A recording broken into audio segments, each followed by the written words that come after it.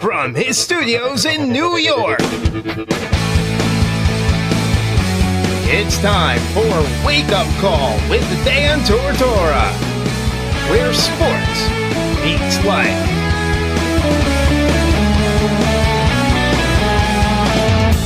Here's your host, Dan Tortora. Welcome here to Wake Up Call with Dan Tortora on wakeupcalldt.com, your one-stop sports shop, and on mixlr.com/wakeupcalldt. Happy to be here with you every single Monday through Friday from 9 a.m. to 11 a.m. Eastern Time, right here on mixlr.com/wakeupcalldt. Become a member there. It is free, it is easy, and it links you to the show in two awesome ways that only members can. You could chat with me in the live chat room during the show. You can ask questions to those that are on the show with me, and on top of all of that, you get the opportunity to have the show come right to your email. That's right. If you become a member, which just takes a couple seconds to do, that will connect you to the show. And every time we go live, every time we're sitting in studio and I hit that live button, we go on air, it says live now, and I click on it and I hit start, you will get an email sent to you to let you know that the show is on. And all you have to do is open up your email and click listen, and there you go. It's as simple and as easy as that, but it's only for members. So become a member now so that you can connect with the show all the time, and you always know what's going on. You never miss anything, and it connects you straight to us. It's straight to the live stream. So very excited about this opportunity. Now, in the news right now is Chris Hardwick in a not great way. This is awful. I think it's another person accused of harassment. And he is the number 2 thing trending on Twitter right now. I'm sure that is not where you want to be. So that might be part of the annoying moment of the week. It may be happening in that. But let's hop into what's going on. Johnny says, why? Hello, Johnny. How is life? Johnny is, I got to let everybody know this really quick. We're going to let people know throughout the show. And John Newman of Newman Sports Cards, who's always hanging out with me for our sports card segment in the second hour, we have newly named it, as of last night, Collectibles Corner. So a double C, Collectibles Corner. You can know that now. Put that in your phone and know that it comes up every Friday at 10 a.m. to 11 a.m. Eastern Time. But John doesn't even know this. Johnny, not John Newman, this Johnny who listens to the show, he is coming into studio on Monday at 9 a.m. to start the show, and because he made a horrible, terrible bet that he lost, I am shaving his chest live on video and on MixLR at 9 a.m. So he is going, now this is what makes it even better. He's got to drop his kids off at school and then come here, and it's his birthday. So we will be shaving his chest on live radio on his birthday because he said if Golden State wins Game 4, which they won't, I will shave my chest on your show. And that's what we're doing. So he is shaving his chest here. He put it in writing. You could see it in the live feed. That's why you should become a member. And because it's in the live feed, he can't go back on it. I wouldn't let him either way. So Johnny, 9 a.m. here in studio, Wake Up Call with Dan Tortora makes history as we shave a man's chest on live radio. So it's going to be fun. It's going to be a really good time. Johnny, I hope all those hairs grow in, and I hope that they're like coarse. I hope that there's a ton of them so that we can make some fun of this thing. We're not going to hurt you, Johnny, though. I promise you that. We won't hurt you. We'll treat you well. But yeah, Johnny's shaving his chest on his birthday here on the show on Monday because he made a sports bet and he lost the sports bet. And I didn't even feel confident that he was going to win the bet, but he did. He wanted to, and he's the one that said, I'm putting my chest hairs on the line. So on your birthday, Johnny, I don't think anybody else in the world can say that they shaved their chest hair on live radio on their birthday. So we hit the Guinness World Records today.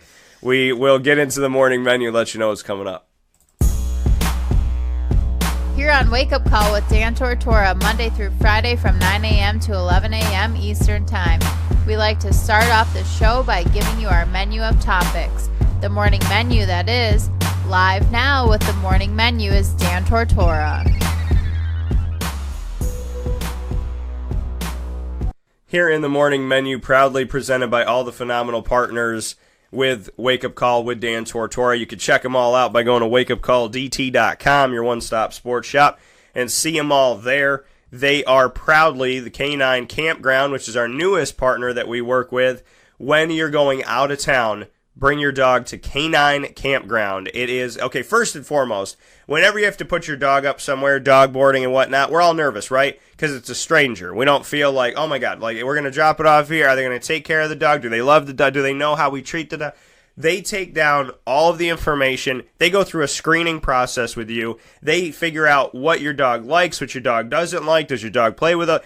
All of this stuff. There's so much that goes into making sure your dog has a phenomenal experience. They get their own bed. They get their own room. They can go outside. Some of them get their own playpen. And if you want to be high class, some of these dogs get their own television so they can watch TV at night. They cuddle the dogs. They play with the dogs. They spend one-on-one time with the dogs to make sure that your furry, loving friend is safe and sound when you are out of town. Canine Campground. You can check more out by going to caninecampground.com, and that's camp with a K to go with canine. So K9 Campground, campground with a K. Make sure you check it out. Or you can call them at 315-299-4013. I know my listeners have dogs out there that they love and cherish, so that's the number to call. Chick-fil-A Cicero, Carvel DeWitt, Drysig Apparel, DrysigLady.com, Giovanni's Tuxedos and Formal Wear, Honda City of Liverpool, Utica Pizza Company, 315 Chiropractic, Lawrence L.J. Papaleo, licensed real estate salesperson of Gilbo Realty, the Wildcat Sports Pub in Camillus, Penn and Trophy Center, which is now in East Syracuse, as well as fanhands.com and Looking Glass Events. Our team is stacked. Our team is ready. Our team does not need LeBron James, and we're very happy to have him. So thank you to each and every single one of them that bring you the morning menu every Monday through Friday here on Wake Up Call with Dan Tortora. We're going to do what we always do right here at the start of the show on Fridays. We're going to do the annoying moment of the week. After the annoying moment of the week, we will bounce into significant soundbites. We'll be joined by Lawrence L.J. Papaleo, who, as I just said, is a licensed real estate salesperson at Gilbo Realty. He is also a former professional soccer player, so he's going to join us to talk some World Cup. And then from there, at 10 a.m. to 11 a.m. Eastern Time, this man, John Newman of Newman Sports Cards, which is local here, and supporting local is important to me, supporting a local sports card owner who's awesome, who, is willing to work with you, figure out what you need, what you want, is honest with you and forthright, which is very, very, very hard to find.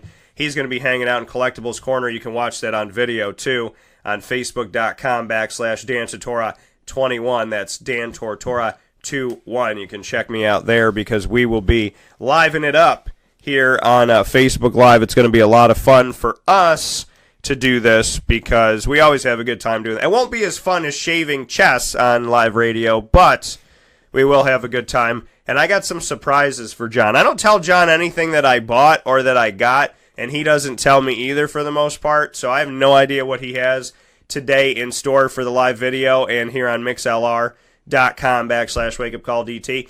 And he has no idea what I have. And I have something that legitimately, I don't know. I mean, when I'm 100 years old, shout out to my grandma, hopefully 100, a little bit more, I might tell people to put this in my in my casket with me. So we'll find out what that is in just a few minutes here, but we're going to get into the annoying moment of the week first and foremost. So plenty to come. Annoying moment, significant soundbites with LJ Papaleo, and Collectibles Corner with John Newman of Newman Sports Cards. So let's hop into the annoying moment of the week, folks. This is always my favorite thing to do. Sometimes I would take the first hour of the show and change to discuss this. So here we go.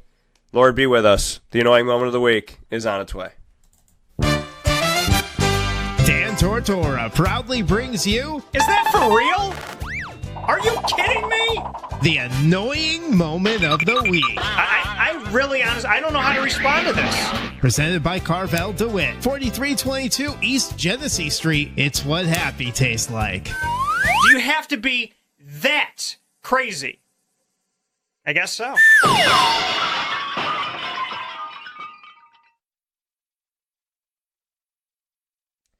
So as we were going through the intro to the annoying moment of the week, John Newman just gave me the best gift ever, and it's not my birthday, and I'm not have to get my chest shaved to make this happen, but we could get something really cool. Can we shout out your dad? Yeah. We could shout out your dad. So your dad's name is?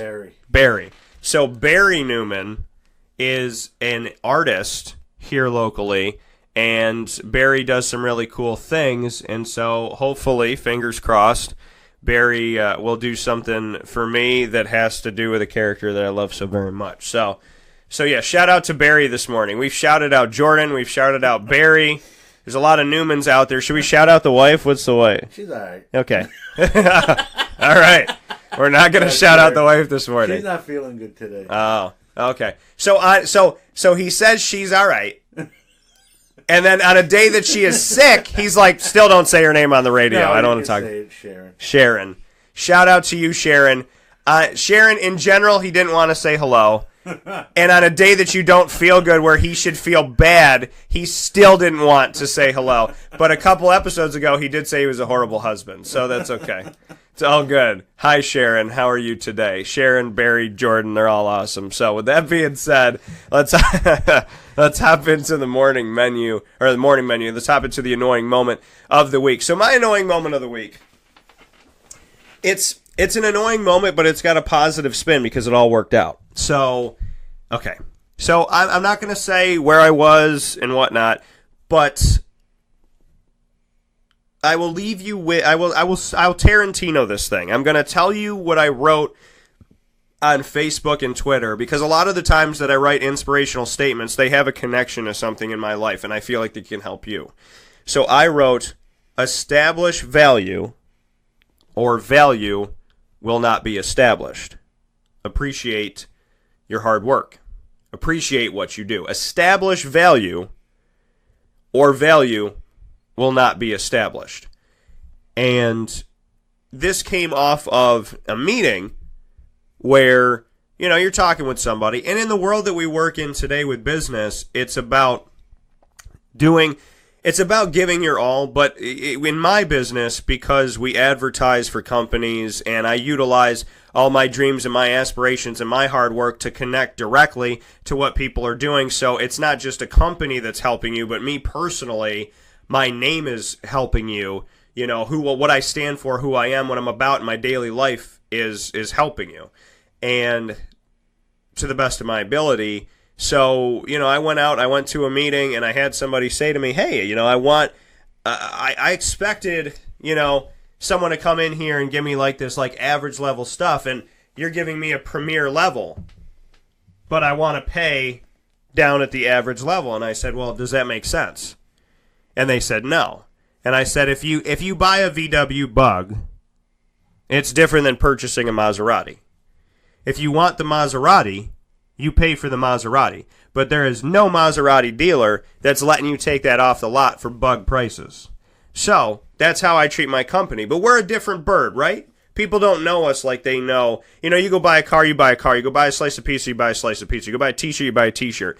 But for me, right, we're selling air. We're selling something you can't see, something that comes into fruition, something you can hear, something that you can't necessarily hold on to, but you can hear it, you can feel it, you can sense it. So it's different.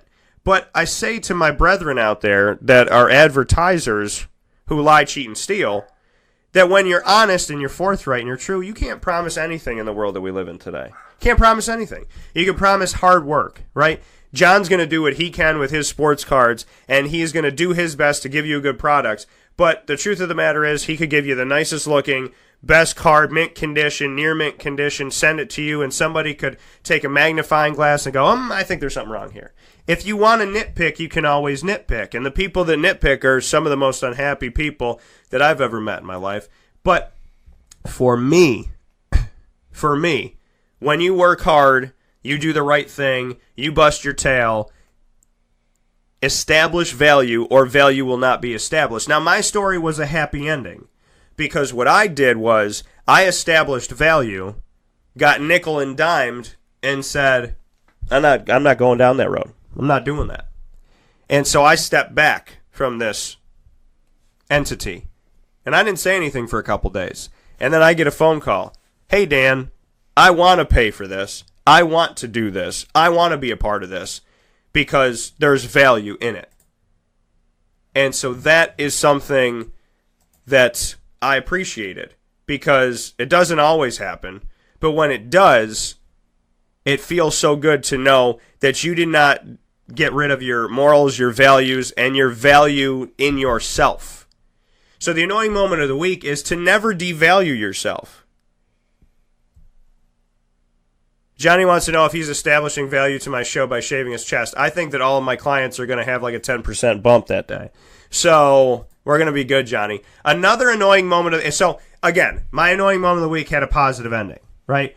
I stuck up for myself. I stuck up for my value. I didn't nickel and dime myself. I didn't take what I'm worth and devalue myself just to work with somebody. And I tell people that all the time. Don't delete who you are. Don't make yourself look like Don't be the Maserati, but get paid like a bug. Don't be the Maserati, get treated like a bug. If you're the Maserati, you're the Maserati.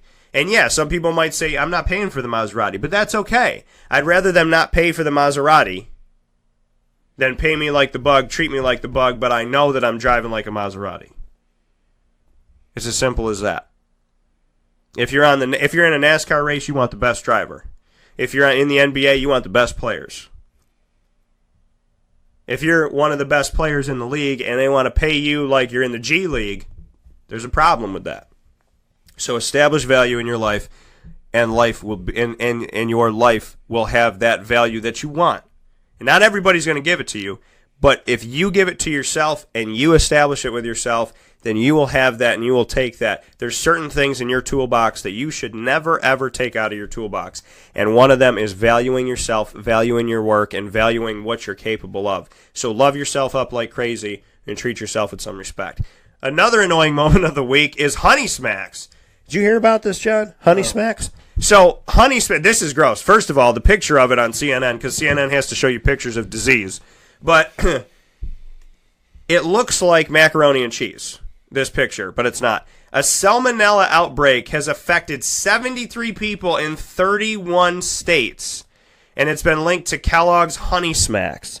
So, don't buy. So, apparently, don't go out there. I don't want to say don't buy a product, but okay, let me word it like this. You can buy Honey Smacks, but you may get salmonella. We can say that to you. So, I mean, I thought it was bad when I went into an unnamed store that has numerous times had products that have been stale or out of date, and if they do one more time, maybe I'll have to name it. But I went into the store, and I got the Fruit Loops with the marshmallows, right? Because the bonding of, like, a Lucky Charm and a Fruit Loop together having a baby is like Jesus heard my call, and everything worked out. So I went and I got this box, and I opened it up, and it was stale, and the marshmallows were like, they're like smushy and like whatever. So I brought it back. Then I got another box. Now, mind you, these boxes said they were good until February of next year. So I went and bought another box. I'm halfway home. I go, you know what? Before I go home, let me just, for my sake, check this thing. So I checked this thing, and it's stale. So I go back. Third time, I'm like, you know what? I'm not messing around with this. Just give me my money back. So I wait till they get a new shipment in.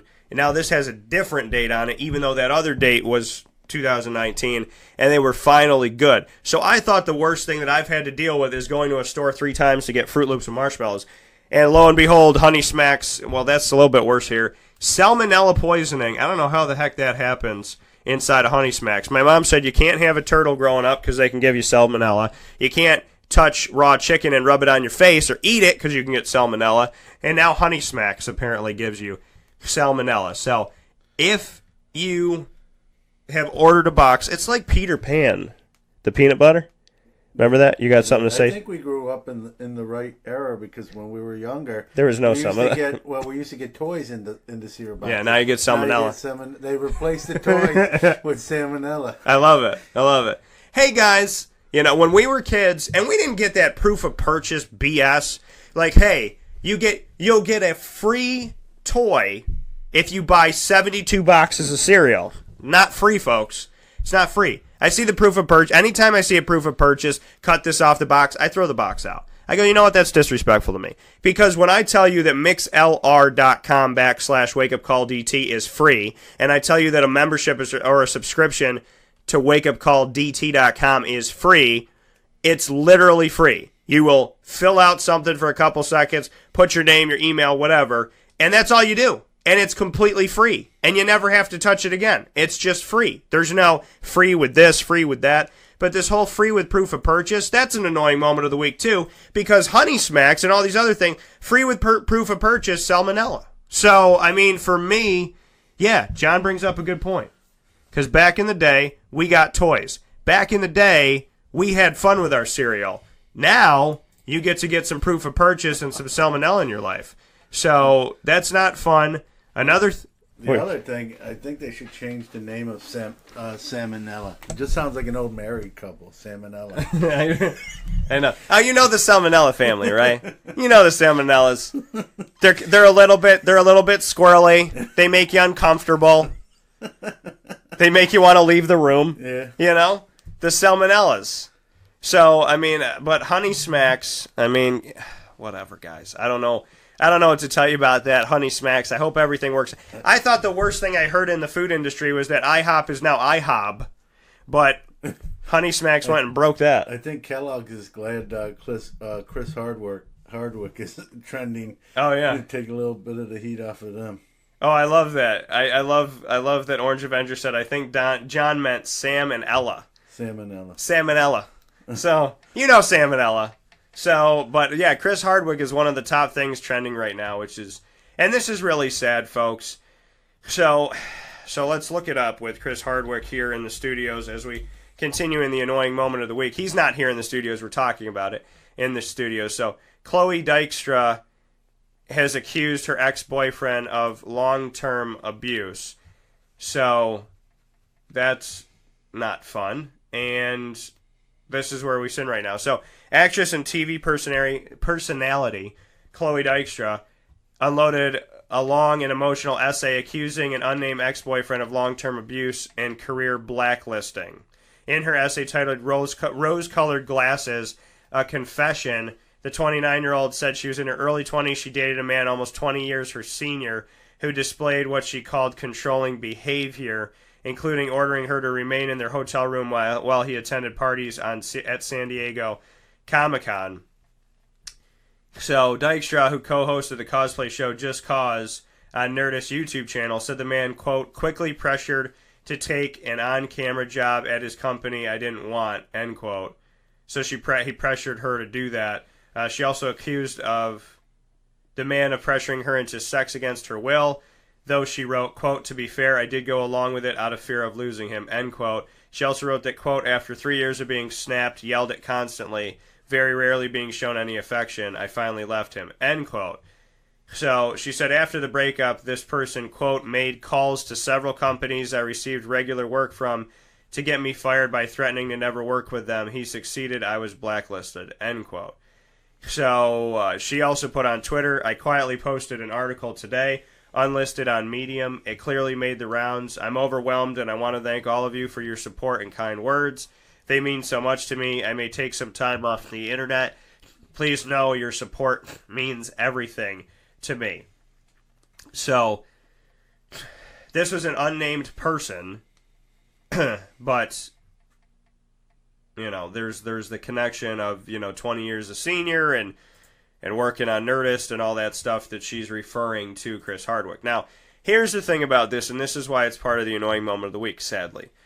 It is part of the annoying moment of the week because there are people who will say things to get publicity.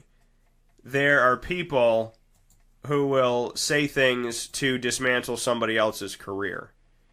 And I'm not saying that any woman in the Me Too movement would say anything like this, but if anyone does, I think about it from my perspective. I have ex-girlfriends. And I'm sure don't like me. Hence why they're ex-girlfriends. I had an ex-girlfriend that I was nice to 4 years after we broke up.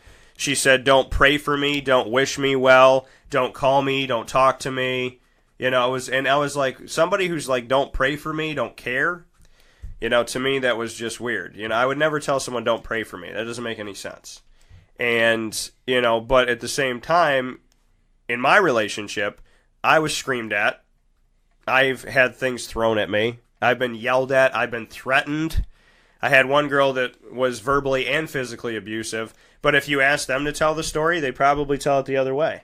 So, there are men in the world today that are terrified that somebody's going to spin something some way. And even if it's not true, because we are a society of social media and we are a society of eating things up that are negative and horrible, not me, but there are people out there in droves that love negativity and love all this gossip, all this juiciness, that even if it's not true, at least for a time period, it's true. At least for a time period, people think that it's something that's going on. So I'm not saying that this is the case with Chris Hardwick, but it's just one of those things where you really honestly hope that if somebody is coming out and doing this, that they're telling the truth. Because the fact of the matter is, there's the boy who cried wolf approach, right? The boy who cried wolf. There is a boy somewhere in the world that will cry wolf, and if you don't believe that there's a wolf there that's actually there, it's because somebody else cried wolf, and you're like, whatever. Boys cry wolf all the time, the wolf's not there, then the boy gets attacked by the wolf. And this is what I'm saying in this scenario.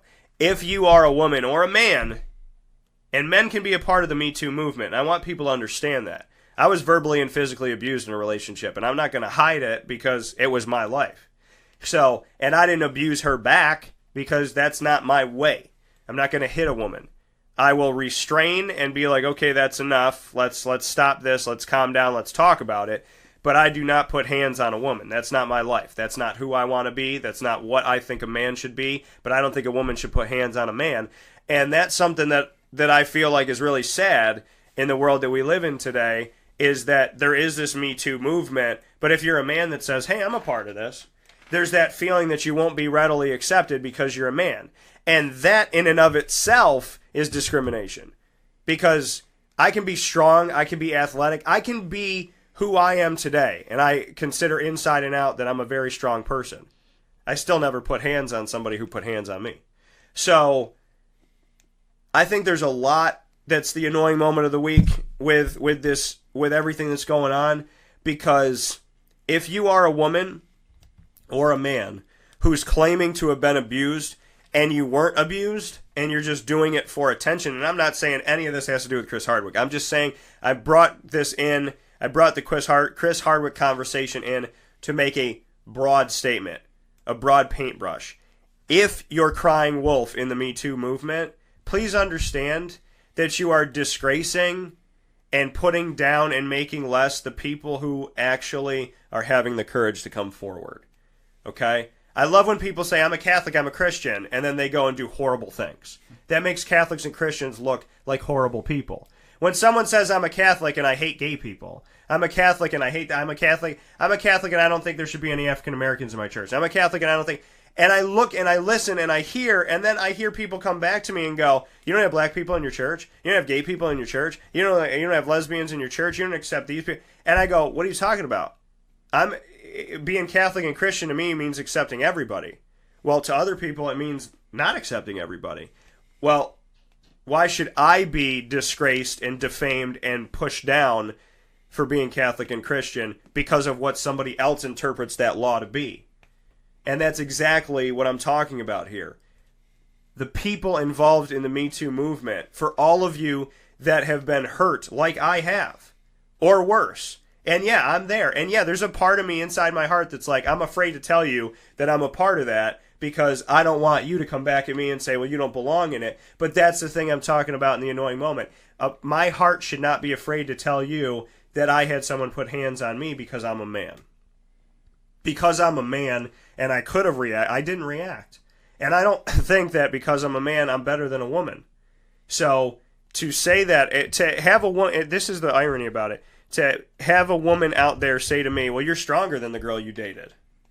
Well, isn't that go against everything that women are standing up for, that we're supposed to be equal? I may be very much stronger than the girl that I dated, but I'm still not going to put hands, okay? In 32 years, I punched one kid in the face in 5th grade because he pushed me. in 32 years. I don't believe in physical violence. I don't feel good about that. I felt good. I stuck up for myself. I'm not a huge fan that I punched somebody in the face in 5th grade, but that was 5th grade. I'm 32 years old. Okay, I don't have like this constant, consistent behavior. But people who are abusers do have constant and consistent behavior. And all of us that have been abused verbally or physically have a right to stand up and say, I'm done.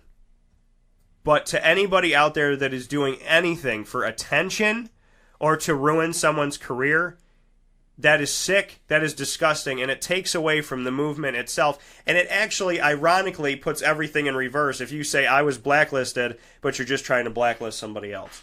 So, again, we all have exes, and exes are bitter. I don't know a lot of exes that are like, they love you and they talk highly of you. You could be the nicest person in the world, but we all know that there's an ex out there that if we're making money, they're going to try and make some money. If we're doing okay, they're going to try and be doing okay. If if all their friends start saying, hey, this Dan Tortora guy's not bad, they might go, let me tell you a story. So, for me, or for any of us, we know that there's somebody out there that we were nothing but good to in our lives, man, woman, or child, that would say something bad about us if they had the chance. Because you could be and where's your example? Jesus Christ died for us. And there are people this day that do not love him, do not believe in him, do not think anything happened, and have erased him from history. And when he was alive, for those of us that believe he was here, and I can't believe people wouldn't, but for those of us that know in our hearts that he was here, and in our minds that he was here, and in our souls that he was here, people didn't believe him when he was here. He would go around and say, I did this, I did that, I did the other thing, I'm trying to help you, and people go, no, he didn't. He'd walk out of a temple and people would talk bad behind his back. So we have done this forever as a society. Forever as a society. We have taken good, hardworking, wonderful people, and everybody makes mistakes, but we've taken good people and we have defamed, defaced, and deprived them of things because somebody gross had something to say. I've had people say horrible things about me on social media. I've had people lie about me on social media. I have people do things that I could have sued them for, which they're not intelligent enough to know that, on social media. I have evidence and screenshots of things that I could bring to court and ruin people's lives over. But I chose not to. It doesn't mean it doesn't exist, but it means that even when you are evil, even when you are disgusting, I still didn't want to hurt you back. You know? And some people would say to me, Dan, they threw the first punch, so you throw the second one. And I didn't even want to throw the second one. Because I believe in karma, and I believe that that person will get out of life whatever they put into it. And I don't want to be the person that ruins their life.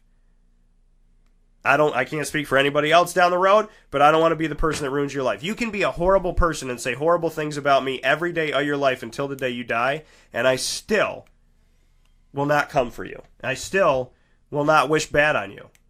Because my name, Daniel, means God is my judge. Which literally translates to, I give God the right that is his. He judges you. He makes a decision on you. I do not give that to myself. I forfeit the right to judge because I don't believe that it's my job. That's what my name means. I'm not here to judge you. So, in this thing that's been going on around this world of people saying, I've been hurt, I've been hurt, I've been hurt, I just want people to please, if you're going to come out publicly and you're going to say that you've been hurt. I said this years ago, way before the Me Too movement. I came on my show and said that I was abused. I came on the show and said that I was bullied. I wasn't a part of any movement. I was honest with you, 5 years ago? And I'm not looking for any publicity. I'm not looking for anything. The reason why I told you I've been verbally and physically abused, the reason why I told you I've been bullied, is because I want you to know that there is life after.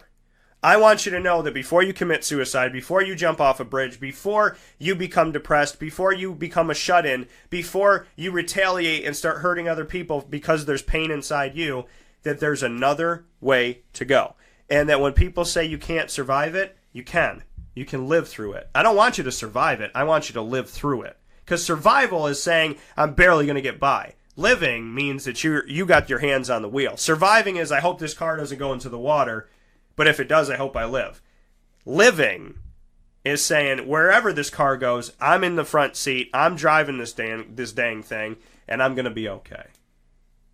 So for everybody who has been attacked, verbally, physically, however, mentally, let you know today and every day, I'm here with you.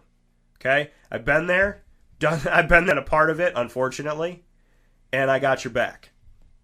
And to anybody that joins this thing for publicity, as I know that some sick people do, and again, this has nothing to do with Chris Hardwick or any of this. I have no idea their situation, and I have no right to speak on their situation. I can give you what was quoted by Chloe, but I have no right to speak on what did or did not happen because I was not in that room.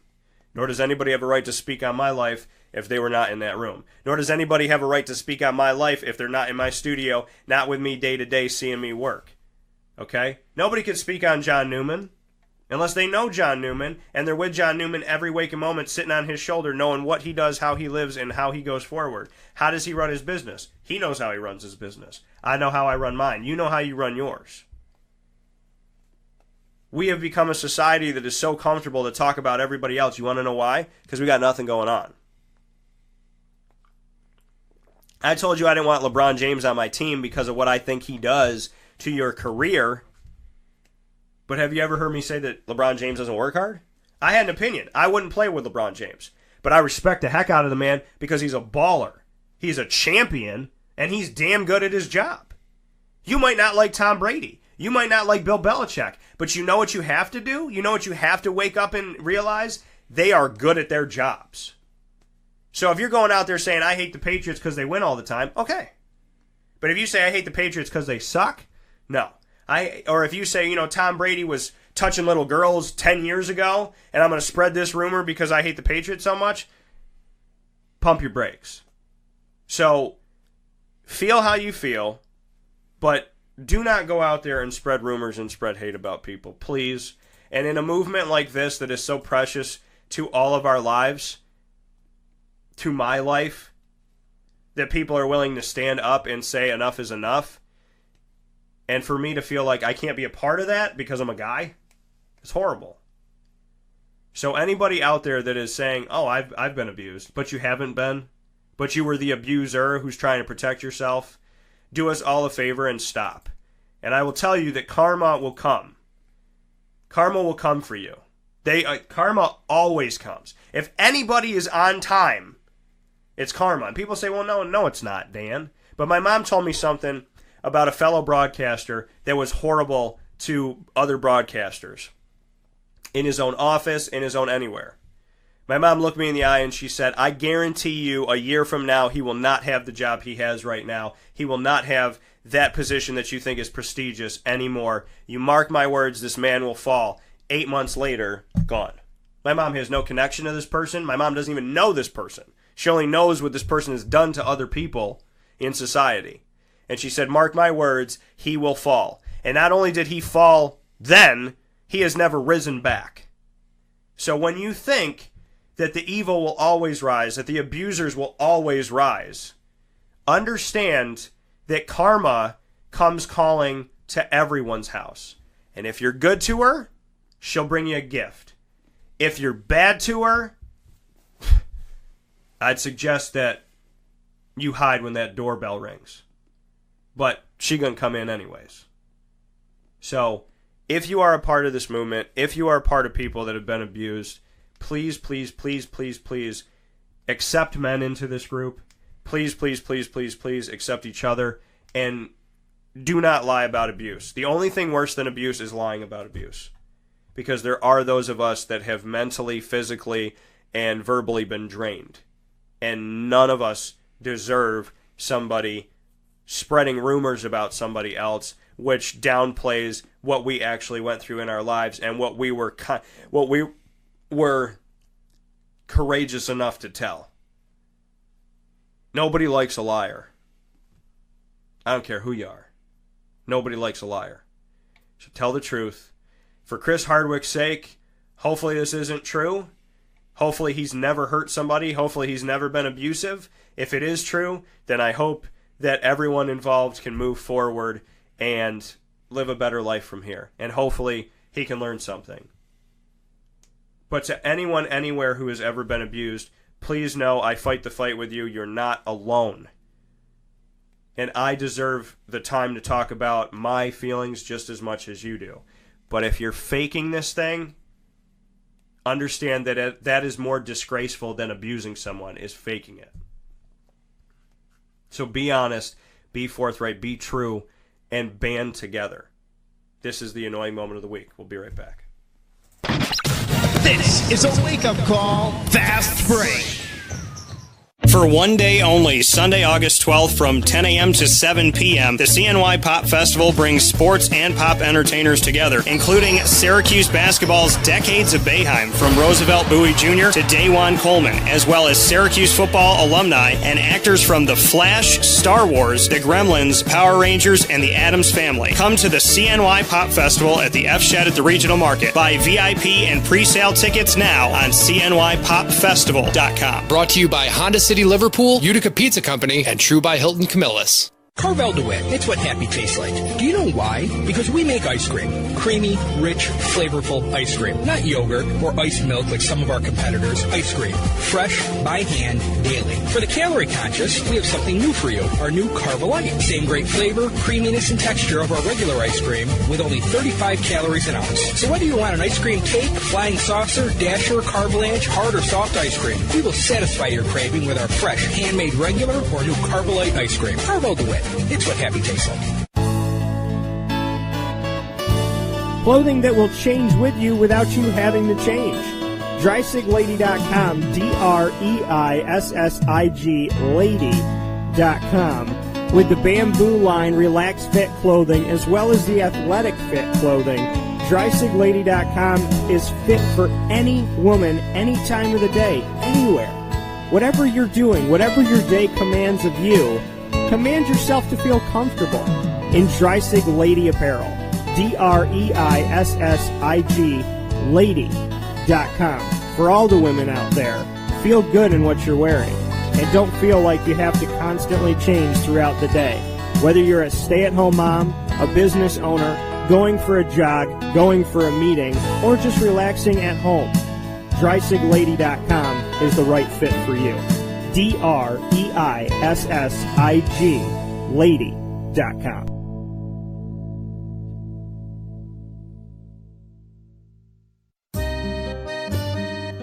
This is Lawrence Papaleo, licensed real estate salesperson for Gilbo Realty. Call our home office at 315-752-9513, or better yet, call or text me directly at 315-748-2524. Let me ask you a question, Lawrence. If I needed you to help me buy a house, find the right place, could you help me do that? Joe, I'll help you find your dream home. You don't ever say my name on the radio, never. If I needed to sell a house, could you help me go about that the right way? Yes, I can. How do they get a hold of you? Call me directly at 315-748-2524. But you also do the commercial property. So if I got a business, couple businesses, got to take one here, move it over there, do this, do that, are you going to help me buy and sell my commercial property also? Yes, sir. I like that. What's my name again? I have no idea. Absolutely, but they need to know your name, so give it one more time. This is Lawrence Papaleo, licensed real estate salesperson for Gilbo Realty. My phone number is 315-748-2524. Why don't you tell them your name one more time and that number so we can jot it down? This is Lawrence Papaleo. Call me or text me directly at 315-748-2524. Welcome back here to Wake Up Call with Dan Tortora on wakeupcalldt.com, your one-stop sports shop, and on mixlr.com/wakeupcalldt. We're Insignificant Soundbites, and we're here with Lawrence L.J. Papaleo, who is a phenomenal licensed real estate salesperson, a phenomenal mind of soccer, but a horrible friend. And the reason why I say that is, he said, I didn't have time to fill out the Wake Up Call World Cup Bracket Challenge. I'm just going to tell you personally that Portugal's going to win. So with that being said, LJ, welcome to the show. I hope that my listeners will stick up for me now, and because they have joined, but you did not. I still love you to a certain extent, but how are you doing today? I'm doing well. Thanks, Dan. I appreciate it. I can tell that you're hurt, but good. I got to you, and that was the point. So here we are. What a horrible person. But no, I'm just kidding. No, but Lawrence L.J. Papaleo, you know him from the commercials that he did with a guy that sounds eerily familiar to Joe Pesci. You hear those every morning on Wake Up Call with Dan Tortora exclusively. You can go to wakeupcalldt.com, click on his beautiful mug there, and see that will bring you to his website where you call 315-748-2524. That's 315-748-2524 to get in touch with LJ about buying or selling your home or buying or selling commercial property as well as land, so you can make sure that you can connect with him there. He does have a seller guarantee on his website, and I suggest you go over there to check it out. So you can go to papaleosellrealestate.com, or you can go to wakeupcalldt.com and click on Lawrence Papaleo's picture. It'll take you right there. He is also a former professional soccer player. And so, LJ, for everyone that doesn't know, share with the world what you got to do professionally and how it took you all around the world. Yes, sure. So I played collegiate soccer for SUNY Albany my freshman year, and then I went to Syracuse University sophomore through senior year. Had a little bit of injury issues, but was able to get healthy for a trial out in Poland to play professionally over there in Poland in their second division. And I made the team, had a great experience there for a season, came back home to America, had lost some family, so, weighed out my options, and clearly being closer to family was in my best interest and what I wanted to do. So stuck around here. I was fortunate enough that the Syracuse Silver Knights were around, so I was able to play professional indoor soccer here for a little bit. Did that for a little bit. Got to be part of the community, got to reach out to kids, which was probably my favorite part about being a professional here in Syracuse, was the community outreach that we did. And, once you hit a certain age, like 24, 25, and you're playing indoor soccer professionally, you just take a beating. And I woke up one day and said, I don't want to wake up sore anymore, So the dream was to make it as far as I could, and I did make it all the way out in Poland, and I hung up my boots,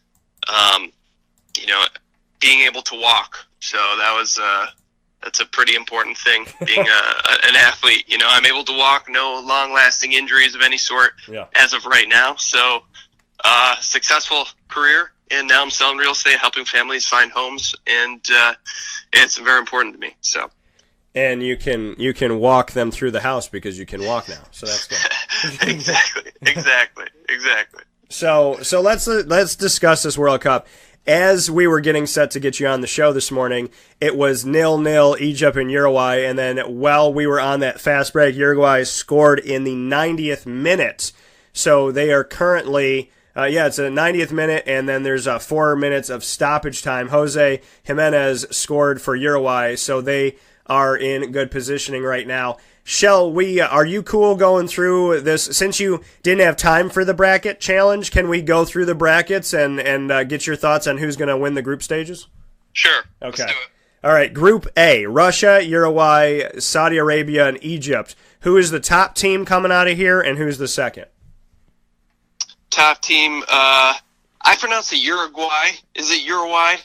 It's funny. It's like if you speak to someone who's Hispanic and from the area, they'll say Uruguay. But I always said Uruguay, so I say both. But I try to, because he's from Uruguay, I try to do what I can to make sure that I do that right. It's not easy to say. No. So I'm going with them, number one. Okay. Number two, I'm going to take Russia over Egypt, and that's a little bit of an upset because Egypt's a very good team. But I'm going to go with the hosts. I think, I don't want to say there was any type of corruption with FIFA, God forbid, but I think it would be important for the World Cup if the hosts end up getting out of their group stage. So I wouldn't be surprised if some favorable calls go their way. And Russia did very well against Saudi Arabia yesterday, so I'm going Russia second.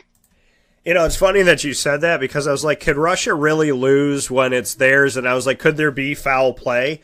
But I have Uruguay first and I have Egypt second in this one, so close to what you were saying. But yeah, there is that kind of thought of, can the host place really get bumped out and humiliated at home. Right. Group B, Spain somehow always seemingly gets Portugal all the time, but Spain, Portugal, Morocco, and Iran. What do you think about this group? It's easy to say it's going to be Spain, Portugal. I think that's how they're going to come out of the group stage as well. It's going to be Spain first. And That's I think right. it's going to be Portugal second. That's but right. I think when the playoffs come, I think Portugal's going to win it all. But Spain over Portugal, 1 and 2. There we go. I agree with you wholeheartedly on that. And as you know, that we are both Italian, but there's that other Spanish side to me. We are very proud to see Spain doing what they're doing and being in a good position. I think that it'll be interesting to see them go through this group stage. But what makes me feel better is that because they have Portugal in the group stage, they don't have to worry about them immediately after. Group C, Peru, Australia, France, and Denmark. What do you have for this? Oh, geez. This is a tough one. I think I'm going to go with France 1. Okay. Oh, geez. I think I'll go with Australia 2. Okay. So I have France 1, and this is a shout-out to my little brother Nico. I'm believing in Peru. I'm giving Peru some love here. I'm putting them at number 2. I don't think Denmark, and you didn't say that either, but I got Peru as number 2 to come out of this Group C portion of it, and, let's hope. It's Peru's first ever World Cup, and I'm super proud of my little brother that he gets to watch his home country. Group D, Argentina, Croatia, Iceland, and Nigeria. Well, as much as I'd love to see one of those last 2 teams that you listed go through, I think it's going to be the first 2 teams. It's going to be Argentina and what was the other one they said? Croatia. I think Croatia's got very good talent who play for Real Madrid and Barcelona in the midfield that are solid. And then Argentina's Argentina. If they don't get out of the group stage, then I don't know. That's just madness and something you would never expect in a World Cup ever for Argentina not to make it out of the group stage. So that's who I'm going with. I'm going Argentina 1, Croatia 2. All right, I'm going Argentina 1, and they mixed it up a little bit recently, so I'm going to say Iceland is number 2. Yeah, that's right. Group E, Costa Rica, some team named Brazil who's not that great, and Serbia. Obviously, I'm kidding, folks. If anybody is from Brazil that freaked out just now, I love you wholeheartedly, and everyone. They're like the Dallas Cowboys. Every single time the World Cup comes around, people are like, Brazil's going to win. They got a huge chance of winning. And I'm like, guys, come on, listen. It could happen. It might not happen. It hasn't happened in a while. But Costa Rica, Brazil, Switzerland, and Serbia, who's coming out of this? As much as I'd love to see Costa Rica come out, it's tough. I mean, I think Brazil's going to get number 1. Number 2 is either Costa Rica or Serbia. I'm going to go with Serbia. Serbia 2. As much as I'd love to see Costa Rica come out, I think Serbia's 2. I'm going with the Rich Coast for number 2, so I'm going to go on the other side of that. I got Costa Rica 2, Brazil 1. Group F, Sweden, the Korea Republic, Germany, and Mexico. What do you have for this? I'm going to go with Germany 1, Sweden 2. Sorry, Mexico. I love you, but I think you're not getting out of the group stage. I got Mexico number 2 in this one. I got them rolling. So we got a few here that are different.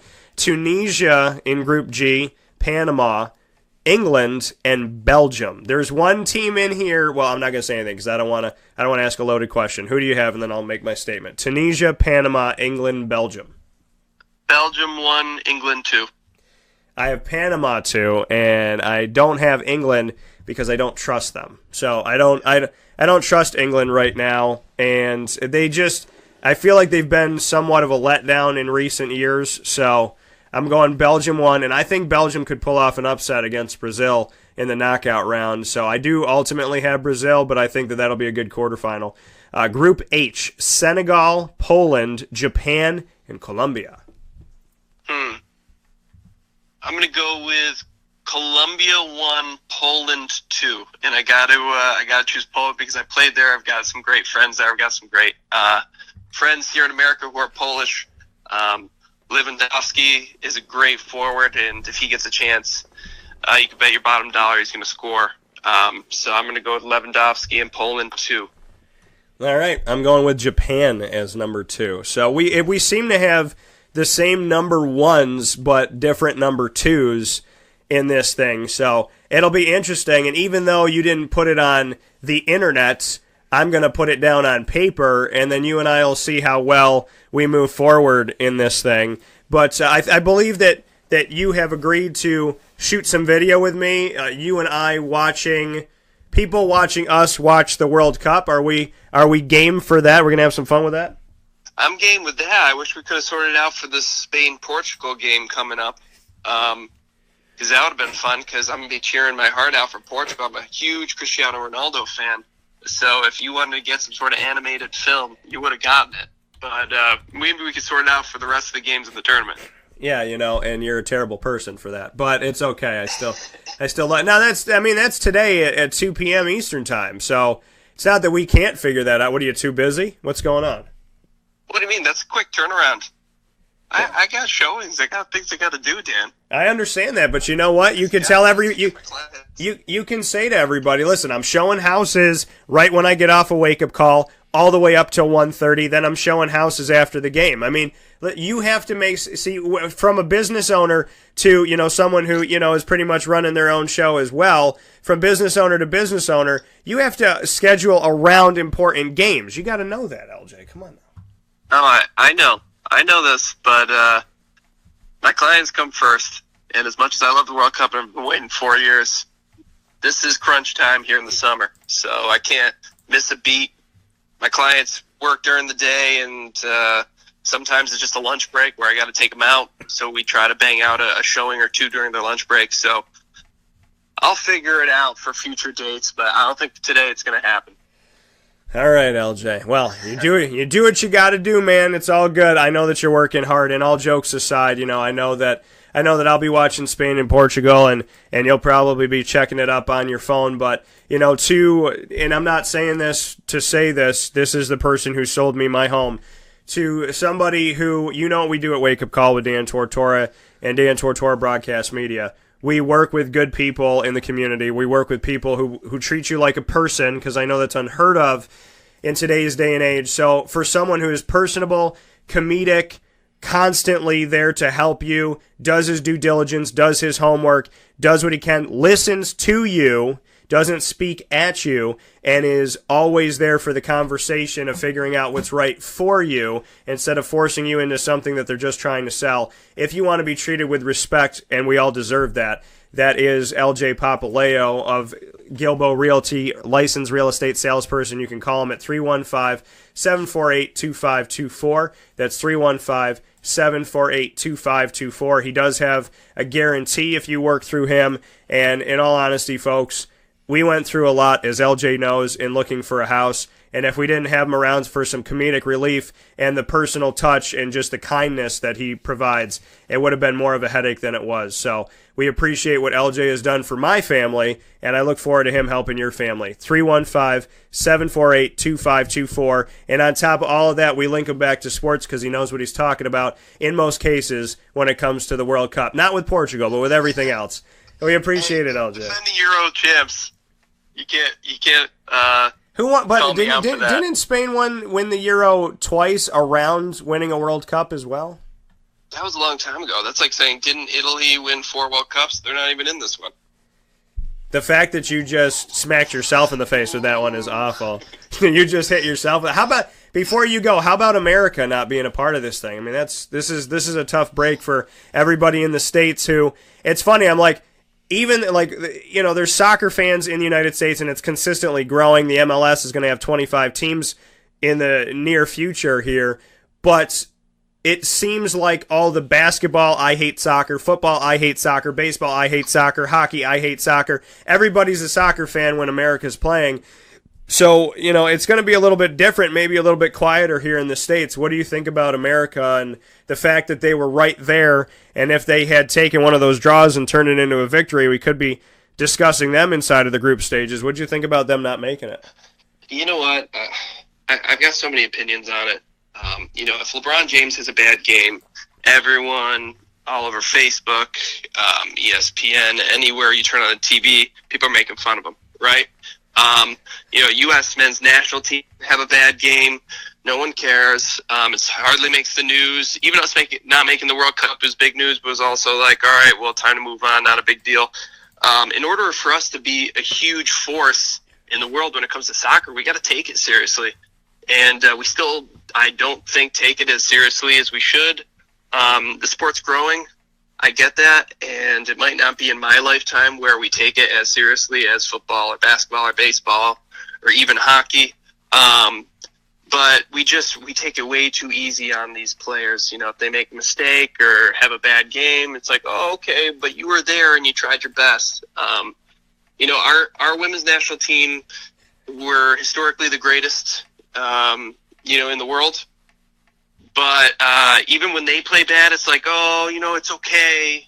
We need to be harder on our athletes and hold them accountable, because that's how, that's how diamonds are made. A little bit of tension, a little bit of force, a little bit of pressure, and we're not putting any pressure on these guys and ladies. So, obviously our women's team is far more successful than our men's team, but we just don't take them as seriously as a country. So I think this is a good wake-up call. You like that, Dan? Good wake-up call for our country that we got to start taking soccer seriously and hold our athletes accountable if we want to make the World Cup. Because some of these other countries around us are going to beat us out, and they did, because they care more about it. So that's my 2 cents. Players with passion, we need it. They could, if players know they could just play bad and there's no repercussions and whatever, then, we're not going to see the results. So that's my 2 cents on it. And hopefully things will change in the future. That coming from Lawrence L.J. Papaleo, speaking on the World Cup and speaking on America. And there is something to be said about that. I feel like if Germany wasn't to make it, then there would be some type of punishment, some like nationwide punishment. They'd be like, hey, everybody, we're going to go to Auschwitz for a party. But, it's, it's just one of those things where, it is, but it's a religion over there. It's the way that's, I feel like if Alabama doesn't make it to the college football playoff, there's people that will jump off the top of the highest building in the state of Alabama. That's kind of a parallel to this thing. And I'm not suggesting that anybody does any of this crazy stuff, but what I am saying figuratively is the fact that, they do take it seriously. And there is that notion that America did not really, there was games that they played in qualifiers where they didn't think, okay, we needed to win this one. And then it all caught up to them where we don't need to win this one. We don't necessarily need to win that one. The draw was okay. That draw was okay. And then when they went into their last game going, we can beat Trinidad and Tobago. And then they didn't. So, it's and there's teams that I know very well that have done that, where they say, we can afford to lose this. And I don't think you should ever step into a situation saying I can afford to lose anything, including, for me, I don't say, okay, this week, Monday through Friday, I can afford to mail it in Monday through Wednesday and just do 2 good shows on Thursday and Friday. If that was my mentality, I wouldn't be sitting here 15 years later. So, and LJ Papaleo wouldn't be selling houses still, and we wouldn't be in the community that we're in with these hardworking people if a lot of people just mailed it in. So, I think there is that notion that America essentially said, we don't have to win this game. And then it came into a point where you had to win it, where they could have qualified a lot sooner. So I do agree with you. I think Brazil walks into every game like they want to beat you by 6 goals.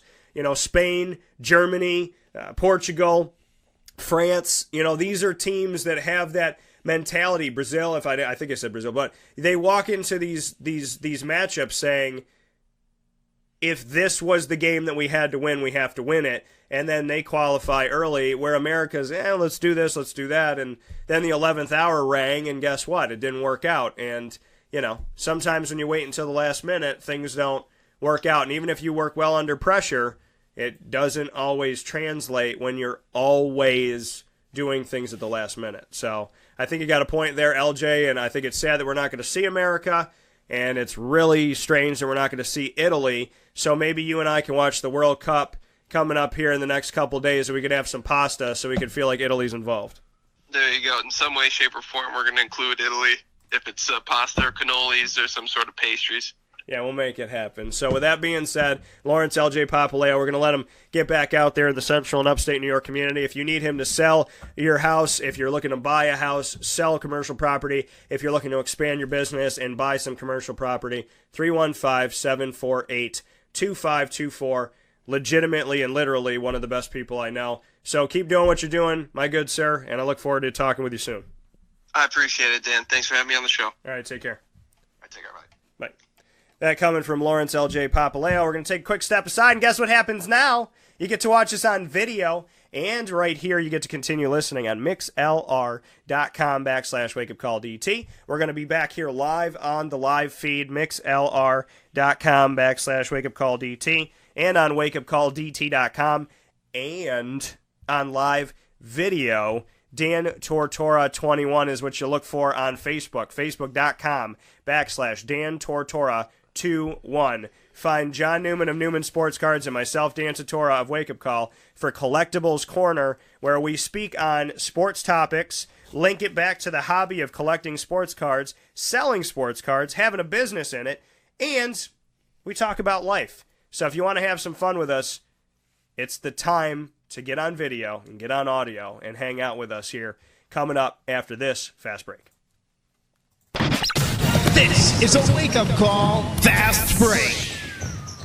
For one day only, Sunday, August 12th from 10 a.m. to 7 p.m., the CNY Pop Festival brings sports and pop entertainers together, including Syracuse basketball's Decades of Boeheim from Roosevelt Bowie Jr. to Dajuan Coleman, as well as Syracuse football alumni and actors from The Flash, Star Wars, The Gremlins, Power Rangers, and The Addams Family. Come to the CNY Pop Festival at the F Shed at the Regional Market. Buy VIP and pre-sale tickets now on CNYPopFestival.com. Brought to you by Honda City Liverpool, Utica Pizza Company, and True by Hilton Camillus.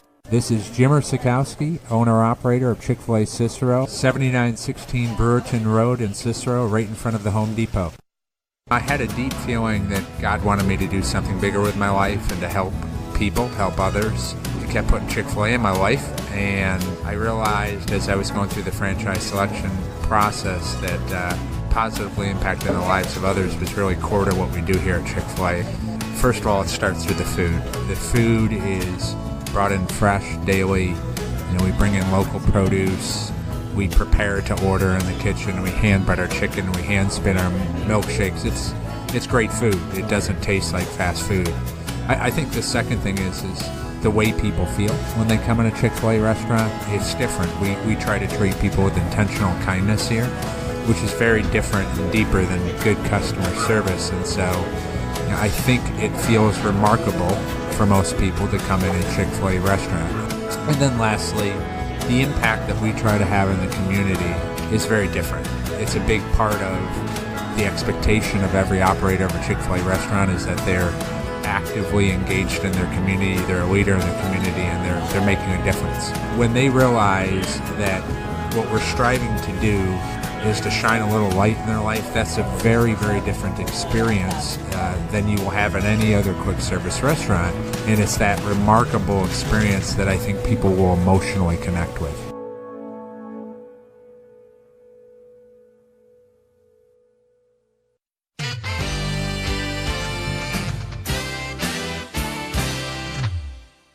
Hi, this is Domenico Vitali, owner of Giovanni's Formal Wear, where you look great and feel even better with our renowned tailoring and alteration services on any suit or any tuxedo from anywhere.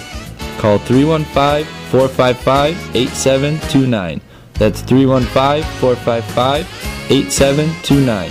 Stop in locally on Route 11 in North Syracuse, next to the Ponderosa Plaza, where you can choose your style, get fitted, and tailored, all at Giovanni's Formal Wear.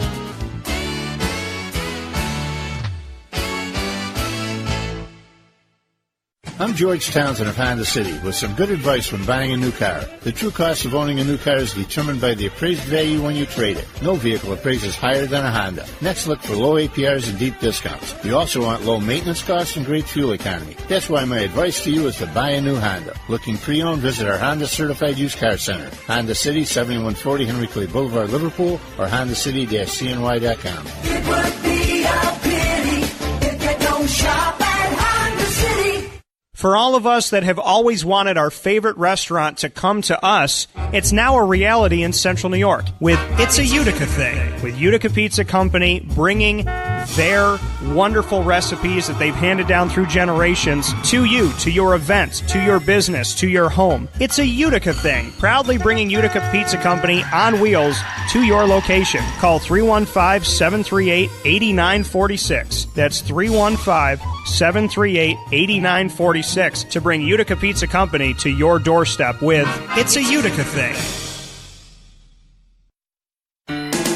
Hi, this is Kira from Looking Glass Events, where we're always giving you a reason to celebrate. Whether you have a small business, large business, personal event, or wedding, we are available to plan and coordinate your dream event to life. Every detail, every step, Looking Glass Events is working with you all the way. Call us at 315-702-4653. That's 315-702-4653. Or contact us through our website, lgweddingsandevents.com. Looking Glass Events, giving you a reason to celebrate. For one day only, Sunday, August 12th from 10 a.m. to 7 p.m., the CNY Pop Festival brings sports and pop entertainers together, including Syracuse basketball's Decades of Boeheim from Roosevelt Bowie Jr. to Dajuan Coleman, as well as Syracuse football alumni and actors from The Flash, Star Wars, The Gremlins, Power Rangers, and The Addams Family. Come to the CNY Pop Festival at the F Shed at the Regional Market. Buy VIP and pre-sale tickets now on CNYPopFestival.com. Brought to you by Honda City Liverpool, Utica Pizza Company, and True by Hilton Camillus. Welcome back here to Wake Up Call with Dan Tortora on wakeupcalldt.com, your one-stop sports shop, and on mixlr.com/wakeupcalldt. Once again, you're here with us on wakeupcalldt.com as well as mixlr.com/wakeupcalldt. And we're live on Facebook right now. We're on facebook.com/Dan Tortora 21. That's Dan Tortora 21 for those of you that still don't know how to spell my name, and that's a disgrace. So, Not that hard. I had somebody say to me on the phone before, they're like, your name is not difficult at all. They're like, it's literally T-O-R twice and an A. And I said, you would be amazed at how stupid people are. So, but it's true. So we're happy to have you here with us hanging out this morning. We have given a new name to what we're doing here, and I'm very excited for what we have here with John Newman of Newman Sports Cards. We are now officially calling this Collectible Corner, and what that means is if we have something like a jersey or something that's autographed, or maybe it's just a jersey that was given to us or whatever it may be, that it's not just sports cards. We could bring jerseys on here. We could bring some of the other stuff that I've had signed. I have a coaster that's signed by a very prominent person that we'll bring on at some point that played for Syracuse. So there's a lot of cool stuff. So I thought Collectible Corner is the sports card element, but it's also the jersey and the miscellaneous stuff as well. Comic books. Yeah, comic books. We can discuss some comic books and some cool things that we have. Superpowered Pop shout-outs. You can check that out at superpoweredpop.com, episode archive. That's DT and EB, Eric Bunch. That's my dude that helps me on that, so big shout-out to Eric Bunch. But we're happy to be here with you. I am ecstatic, and this is a weekly thing, John, and we mentioned it before, that my family in Spain watches and listens to the show. And in Spain, no Mexico, New York, no Phoenix, New York, real-time Spain. I don't tell them about the show. They just go and listen to it. So Jose Caracal Gutierrez is listening to the show right now. Shout out to Jose. And a shout out to Spain, who is going to be playing today, and Spain that will have their schedule coming up here and playing at 2 p.m. Eastern Time here in the States. So big shout out to Spain, and big love to my family that will be cheering on their team from the home country of Spain, and a big thanks to them listening and watching Wake Up Call with Dan Tortora, Collectible Corner from Spain. So what'd you think, John? Do you think involving yourself in this show would ever whatever gets you some viewership in Spain. It's fun. Like I said before, I've been told I have a face for radio. Yeah. And here I am on like TV. So yeah, I proved the haters wrong. You did. You proved the haters wrong because not only are Americans watching you, but Hispanics are watching you. Worldwide, so, we're worldwide. We are worldwide. We're the pit bull of collectibles. Yeah, we're making it happen worldwide. I love that you mentioned Pitbull. See, this is showing that John is in touch with the times. Yeah, they call him Mr. Worldwide. So, and May Gomez Carracao as well is watching it. So big shout out to my family in Spain. And big ups to Spain, who's got a massive game today. Spain, very, very proud of the work that you've done to get inside of the World Cup once again. Let's win that World Cup. Their first match in group stages, 2 p.m. Eastern time today. Must be nice when your country's in the World Cup. Isn't that weird? We don't know what that is. We don't know what that feels like. So I am American. I was born in America, but my blood that makes me this nice olive complexion, that blood is of Spain and of Italy. So when the World Cup rolls around, of course I cheer on America, but I also cheer on Spain and Italy. And I have an affinity, a deep connection. Some people reach out to their roots and some people don't. And for me, people kind of joke with me about it. They're like, Dan, you're Italian and Spanish? We didn't know. Because I talk about it all the time. And that's because I love my heritage and I don't think you should ever forget where you came from. I talk about my grandparents all the time and my parents because, again, that's where I came from. And those are the people that raised me. So, for Spain and Italy, I love you both dearly. I can't stand the fact that they bump each other out of things. So Spain has bumped out Italy. Italy's bumped out Spain. If it was up to me, they'd both win. But Spain is in, Italy is not, America is not, which means Spain, let's go win another World Cup. So. And I'm half Italian and half Jewish.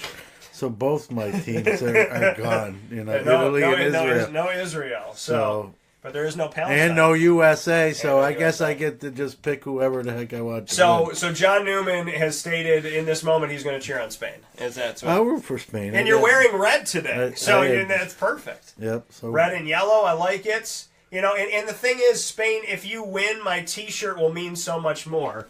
And the T-shirt says, you're welcome. So, and if you've never seen Moana, you need to go and see that. Have you seen Moana? No. Well, you need to watch it. I can't believe I watched all those Disney stuff when Jordan was younger. So if it's from that decade or so, I've seen it. But after he grew up, I probably didn't. Well, shame on Jordan for not being a giant child. We need to make. Well, that depends who you talk to. And depends on the day. But. Okay, fair enough. So. John and I are here hanging out with you in what we call Collectible Corner. It's an exclusive segment on Wake Up Call with Dan Tortora. It's our only segment that has ever aired simultaneously live on internet radio and live on internet television. So TV and radio for you, to your phone, to your desktop, your laptop, your tablet, and all your devices that get the internet right here on mixlr.com/wakeupcalldt. And on Facebook Live on facebook.com/Dan Tortora 2121. So with that being said, John, we got some really, really cool stuff. There's something that I want to show you today. Yeah, no, you drew up the suspense. Now I'm like, what, is this thing going to live up to the hype? But I'm gonna literally do what Ryan. I'm gonna Ryan Seacrest this thing, and I'm gonna say, and the winner is. After this commercial break. So that's what I'm going to do all throughout the show today. But I have something I want to show you, but I almost want to put it out every week. I want to be like, hey guys, in case you forgot, we got this now, and we're really excited about it. Because it's something that, I'm going to put it to you like this. There's a group of former Syracuse players that I wanted to interview and to connect with. And this allows me to bring the whole group together in a very special way. So we'll do that coming up here in the show, but I'm going to defer to John. We're going to be talking about numerous sports topics in Collectible Corner, and we're going to be sharing our cards. John's going to show you what's on sale with Newman Sports Cards. He's going to show you maybe some of the private collection as we go throughout the weeks, and I have mine, some of them on sale, some of them, definitely the one I'm going to show you is in a private collection here. So we're happy to be here with John Newman. We love sports, so do you, so thanks for joining us. So John, I'm going to defer to you. What do you want to show us first here? Right off the bat, I got some for the our local brethren. I got some Yankee flavor. So I'm not drinking wine, folks. This is a Jaguar Swell bottle. I know, but I know it's 5 o'clock somewhere. I think it might be 5 o'clock in Spain right now. I was going to ask you what time it was in Spain. I want to say they're 6 hours ahead, but don't quote me. I gotta check here. So let's look at how do I do this? I would just Google time in Spain. Time in Spain. Yeah, that's a lot easier than what I was trying to do. I was trying to do mathematics and stuff. Yeah, so it's 4:25 in Spain. So it's almost 5 o'clock in Spain, which means I can drink wine on the radio and on live video, but it's all good. So what do you got for us? So I brought some different cards today that show everyone. They come in different shapes and sizes, variations and whatnot. This is a Judge rookie from Bowman Chrome, and once you put it on camera, they'll be able to see that this is just it's the same height, but it's just narrower of a card. It's kind of a mini. It's got some shine to it. So it's about half it's a little more than half the size of a normal card width-wise, but the height is the same. So as you can see different. and you can see it really good when it's inside of the top loader, is that you can see here that there's the gap. So you can see that this is not, if this was a full card, we would see it take up all the space, but it's actually a smaller version of a card. It's an Aaron Judge rookie. It's a refractor, and how you know if it's a refractor, you see that as I do this, you see those rainbow colors. That is your refractor, and then on the back, we always show you that too, so we'll let you get a little view of Aaron Judge's rookie card. But, yeah, this is by Bowman. I love Bowman Chrome. I'm really pissed off that the NFL doesn't work with them anymore, but this is... Maybe someday they'll be Maybe back. if we continue showing really nice Bowman cards, they'll feel bad and they'll do it. But this is, yes, a mini version of Aaron Judge's rookie card, and this is on sale from John Newman and Newman Sports Cards, and the price that is on here, is that the price? Yeah. Okay. So and we just got a bunch of Aaron Judges in. I just bought a lot of them. So. And we know that Aaron Judge is the guy that's kind of brought Yankee fans back to baseball here.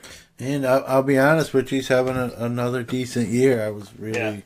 I love how people are hard on him because he blew up last year. Some people are like, I was talking to a couple of Yankee fans, and they're like, yeah, he's really not hitting well right now. And I'm like, comparative to, come on. Give the guy, he's not going to hit a home run every time he's at bat. But, no, people got spoiled. People they got spoiled by the rookie year. Yeah. Let's see what I have here. All I want for my birthday is a Carvel ice cream cake. Thank you, Johnny, for talking about nothing that we were discussing. However, promoting Carvel. I appreciate that. Maybe we'll get you an ice cream cake that will put like black on it that looks like chest hair. Maybe we'll do something like that. So happy. I don't want to be the person that has to make that cake up. Yeah, I'm gonna call up Jay over at Carvel, and I'm gonna say, hey Jay, can you make a cake that looks like half-shaved chest hair?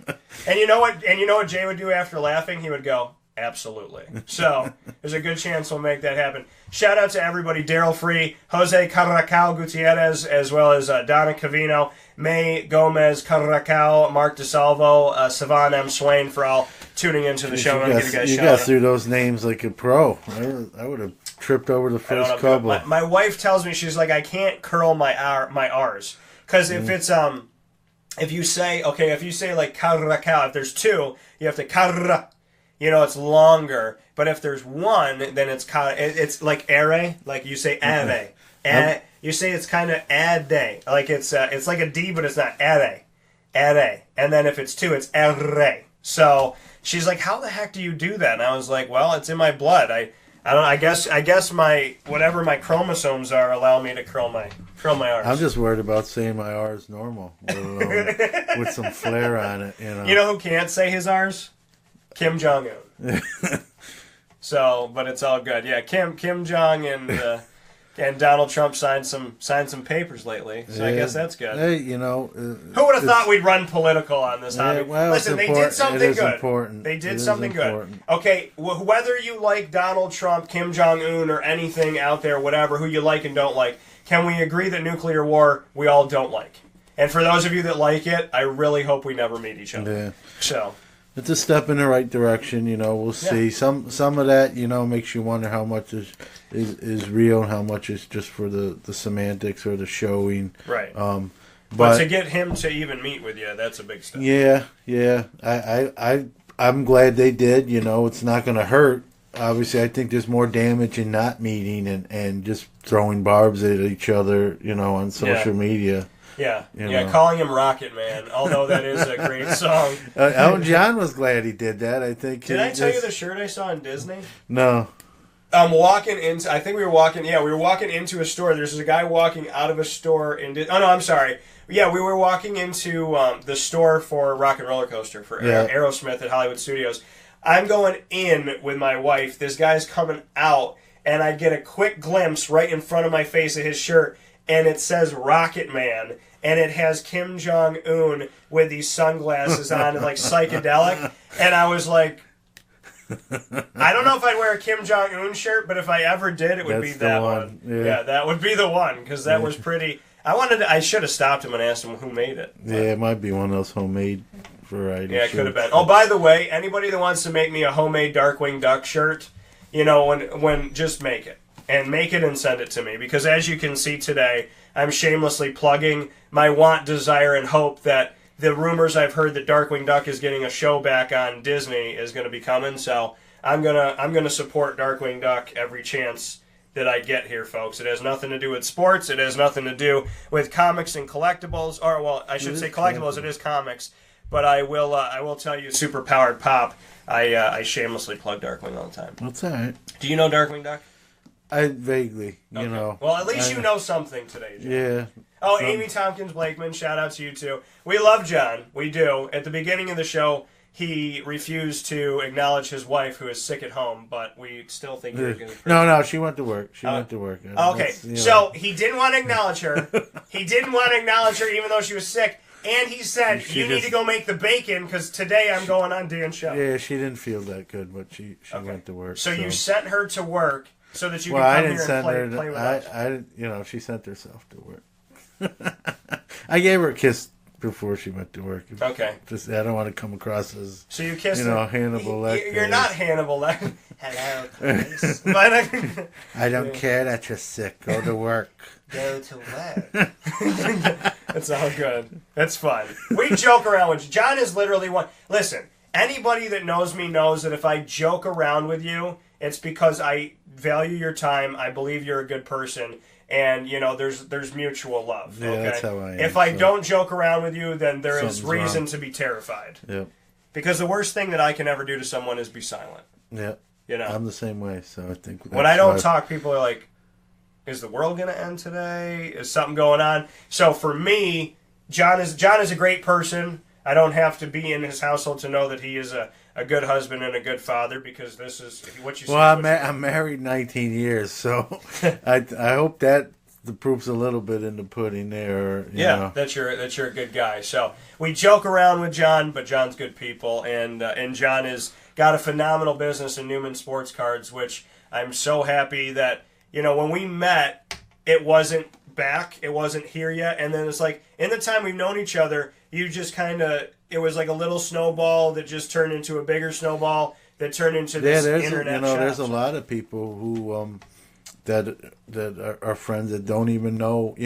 I don't always advertise it. Even though I've done it for as long as I have, there's people who have known me that didn't even realize I did that. Maybe they saw a post or something like, oh, I didn't know. Yeah. Well, I had a guy respond last week that said John's one of the nicest people I know. So. Yeah. I try to be. We all put our pants on one leg at a time. I hope.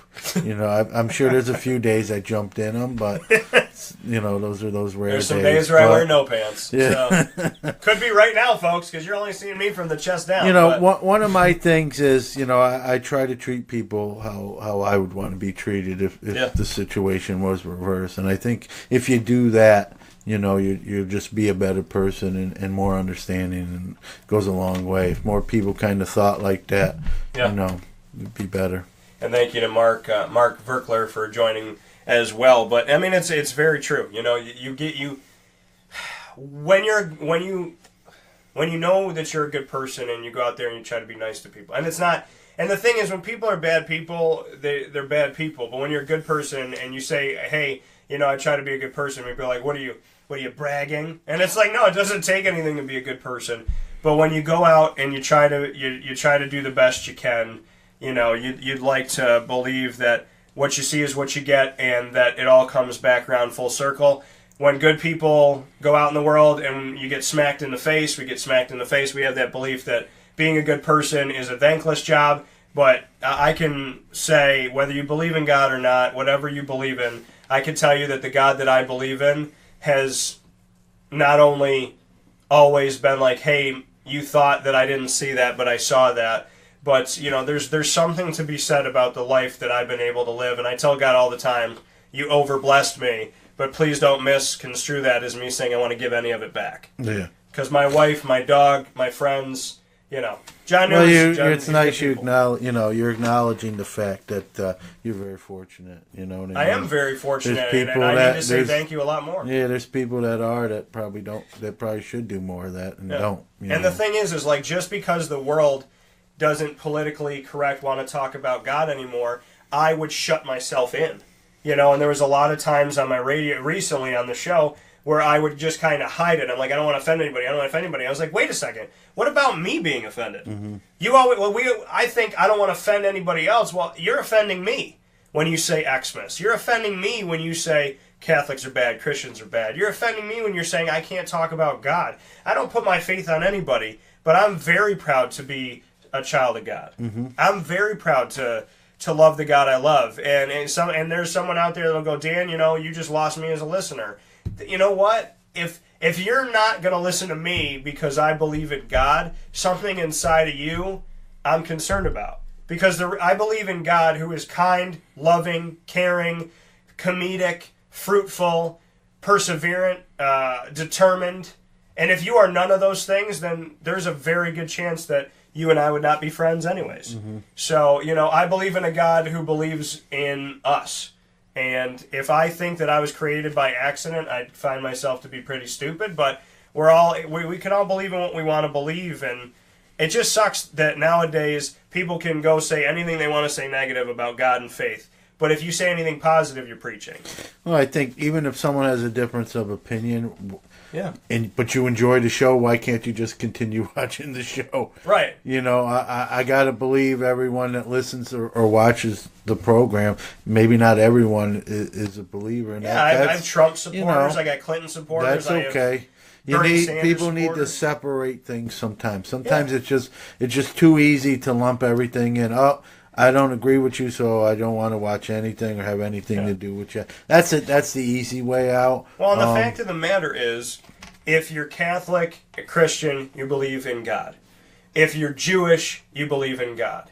If you're Buddhist, then you believe that there are many gods, but is our God not the God of thunder and the God of water and the God of... So they break it up, but they still believe in a higher power. If you're Hindu, you believe in a higher power. If, you know, it's like any of us that believe in something, we believe in something bigger. Yeah, if you're Muslim, you believe in Allah, but what is Allah? It's a higher power. So why can't I sit down with a Muslim and have a conversation? I think even non-believers will say, you know, there's something else at work. You know, what that something else is, they might debate you on. Right. But if you love your wife, you love your kids, there's something inside of you that is tremendously powerful in a good way. And I'm just sick and tired of being the show that, like, 15 years ago I could say God up, down, and all around the corner, and 15 years later it's like, hey, Dan. I mean, I had somebody on Twitter who was, he said to me, if you take God out of your profile, there's a really good chance you'll get a bunch of followers. And I wrote back to him, if that's what it takes for you to follow me, please delete me, block me, and do whatever you have to do, because it's never going to happen. And, you know, that was when I had, I don't even know, 200, and now there's 2,000, and if there was still 200, I'd still be the same kid. And I think the worst thing in the world that I could do is my grandmother, who everybody knows I was close with, G-Mama, when she passed away, the worst thing I can do now that it's almost been a year is to forget everything she taught me. Mm-hmm. And she taught me, you know, she was very simple. I say, Grandma, why are people mean? Why are they hateful? Why do people want to hurt me? I'm trying to be a good kid. And my grandmother always said, she said, keep your nose clean. If they don't like you, piss on them. And pray to God. She would always say God. Like, she didn't have an accent, but with that she did. She would say, pray to God, say your prayers, and keep your nose clean. And my grandmother she was like the step and then God to me. Like, and she'll always be that way. You could touch God through my grandmother. You could touch God through my grandfather, her husband. So yeah, I have a similar relationship with my grandma, who's also unfortunately passed on. But I was raised by her, so in a sense, she was my mother. Yeah, and she was a very strong person of faith. But I'll be honest with you, Dan. She didn't even go to church for the last 20, 30 years of her life. And I remember having a conversation with her one day. I'm like, I know you believe, Grandma, and you're very religious, but you don't go to church a lot. When I said never, it probably wasn't never, but not as much as you think for as deeply religious as she was. Yeah. And I asked her about that, and the answer I'll never forget she gave me was, with all due respect to churches, Johnny, they're beautiful buildings and they're beautiful and they're great. And, but there are many people who go to them because they think they're getting points and that sort of thing. And there's many people who don't, that are real people for faith. So really, at the end of the day, it's just the building, and God is in your heart, and if you believe it's, like she said, God knows I love Him and believe in Him, whether I go to church or not. And I know a lot of people that go to church that are horrible to the people that, I have people in my own family that said to me over the phone, I go to church once a week and you don't.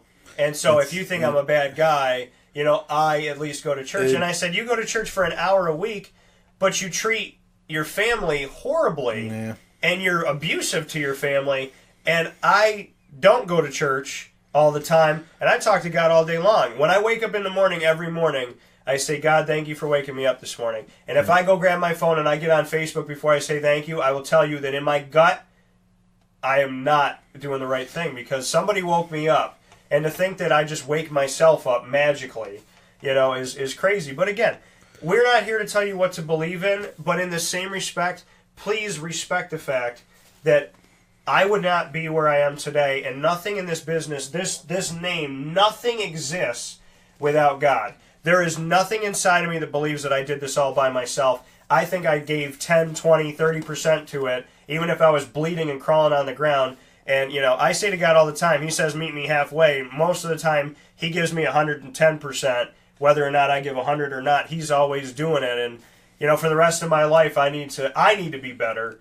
I need to be stronger. But I will tell you that we've taken God and faith more and more out of our culture. And look at what 2018 looks like. So if you think that there is no God, if you think that there's no importance of faith, show me if this world is better than what it was 20 years ago.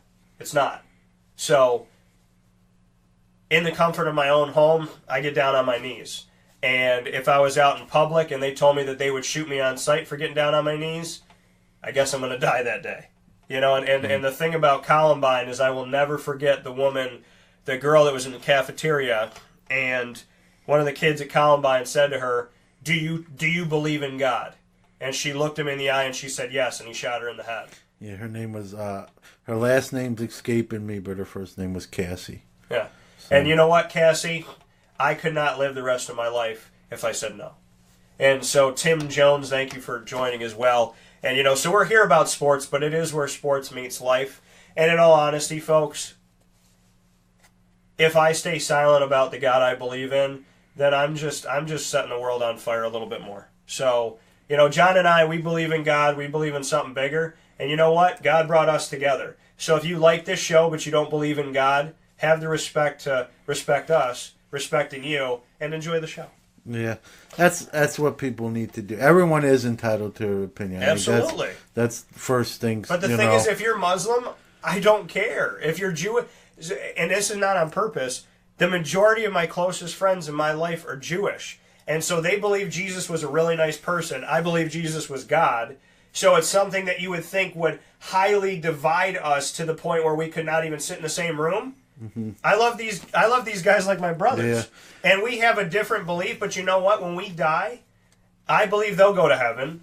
and I'm doing everything I can to get there. And I'm never. I mean, it's crazy to me that I can be friends with people that have such a difference of opinion with Jesus and who the Savior is. But it doesn't change how I feel, and it never has. No. And I want to shout you out. I want to show love more than anything. Ross, you are one of the best friends that I have. You're one of the nicest people in the world. I love you to pieces.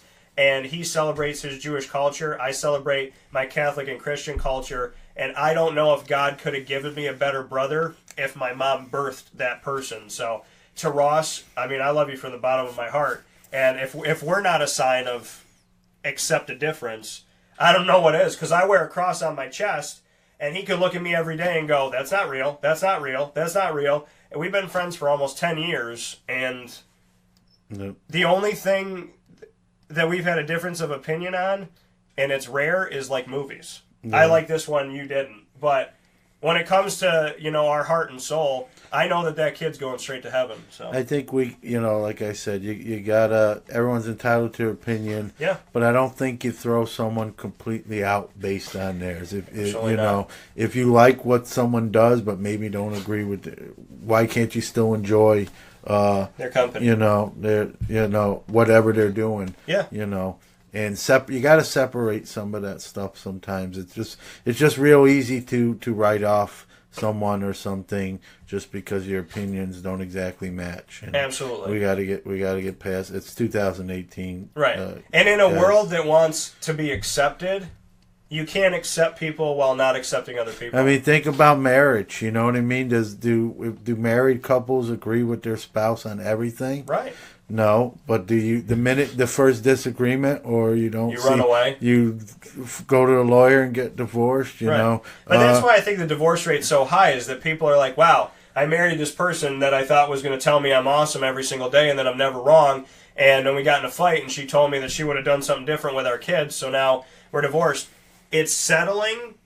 Divorce to me is settle. It comes from settling, and it comes from not knowing who you're with, and at the same time, it comes with giving up.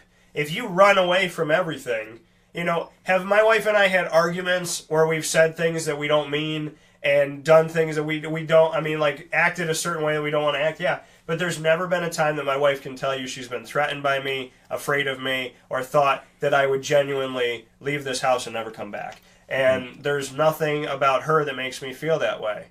I mean, I haven't felt good the last couple days with my allergies. Laid on my wife's chest yesterday, and I told her, I feel safe. And she said, well, you are. And I said, but the only people that make me feel this way were my grandma and my mom. Yeah. And laying on her chest, I feel the same way. And if that doesn't show me I made the right choice, I don't know what will. Adam Lamont Anderson, thank you for joining as well. With this video, we're going to show one more card from John, and then stay with us here on Facebook Live. We're going to end this video. We're going to start a new one, but it's going to be on Facebook.com/Dan Tortora 21. So if you're watching this video, just understand that we will end this one and start a new one, and just follow the next one.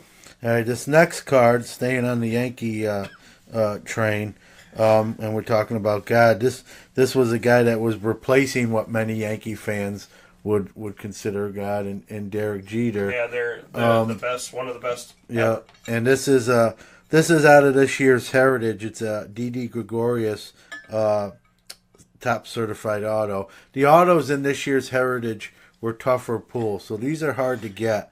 So there's a DD. So this is a Topps Heritage, and this is an actual autograph. It's got 3 loops. I would call this the roller coaster autograph. But we have D.D. Gregorius, and we have his autograph on card, no sticker. He had to hold this card in his hand, unless he knows how to levitate him, and sign this. So he was holding this card and signing his name right here, his John Hancock, D.D. Gregorius. And like John said, not only is it cool to get an autograph to pull one, but that they are harder to find in Topps Heritage. So what makes you say, I mean, is it just how many there are? Yeah, just the odds. It's one of those products they didn't load up on autographs. With autographs. Okay. So do we know what it is as comparative to some others? To an average product, it's probably 3-4 times as harder to get an auto out of Heritage. Yeah, the Heritage is more known for the inserts and variations. So the autos are kind of take a little bit of a back seat. So this is an on-card autograph from Didi Gregorius, which is not only an on-card auto, but 3 to 4 times more difficult to pull from this group. So if you have a Didi Gregorius autograph that you could get from another company or another version or whatever, that's great and that's wonderful. This is more of a scarcity, more of a rarity. Yeah. So if you put this card up to, like, let's say, like a Topps Chrome DD auto, this one's going to be higher value. Yeah, so this will, again, because that's the thing, too, is you get an autograph, and that's awesome. You pull an autograph, and then, so there's pulling an autograph, there's the on-card versus the sticker, and then there is, on top of that, the rarer company of pulling that as comparative to the company. And then there's even, in Heritage, there's even a red print auto, those are individually numbered, and those things are into 3 figures. So Didi Gregorius, we have his on-card auto. Like I said, we're going to end this video and then come back with us on Facebook.com/Dan Tortora 21. If you're watching, tell your family, friends, coworkers, and colleagues to hop on to Part 2 of Collectible Corner for June 15th of this great year, 2018. And for those of you on mixlr.com/wakeupcalldt, stay with us and listen into this fast break. We'll be back with more Collectible Corner in just a moment. This is a wake-up call fast break. For one day only, Sunday, August 12th from 10 a.m. to 7 p.m., the CNY Pop Festival brings sports and pop entertainers together, including Syracuse basketball's Decades of Boeheim, from Roosevelt Bowie Jr. to Dajuan Coleman, as well as Syracuse football alumni and actors from The Flash, Star Wars, The Gremlins, Power Rangers, and The Addams Family. Come to the CNY Pop Festival at the F Shed at the Regional Market. Buy VIP and pre-sale tickets now on CNYPopFestival.com. Brought to you by Honda City Liverpool, Utica Pizza Company, and True by Hilton Camillus. Hi, this is Kira from Looking Glass Events, where we're always giving you a reason to celebrate. Whether you have a small business, large business, personal event, or wedding, we are available to plan and coordinate your dream event to life. Every detail, every step, Looking Glass Events is working with you all the way. Call us at 315-702-4653. That's 315-702-4653. Or contact us through our website, lgweddingsandevents.com. Looking Glass Events, giving you a reason to celebrate. The Wildcat Sports Pub in Camillus, New York is located on 3680 Milton Avenue in the Home Depot Plaza. It is your family-friendly sports bar and restaurant. Folks, some sports bars aren't family-friendly. Some family-friendly restaurants are not sports bars. The Wildcat Sports Pub in Camillus, New York is proud to be both. It is that marriage that you've been looking for years. The Wildcat Sports Pub is your home base for your sports bar and restaurant needs, games for the kids, indoor and outdoor activities, and enough things on the menu to come back every single week and get to try something new. They're open Sundays from noon to 8 p.m., Monday through Wednesday, 11 a.m. to 11 p.m., and Thursday through Saturday from 11 a.m. to midnight. For reservations and party information, call 315-487-2222 for the Wildcat family-friendly sports pub and restaurant.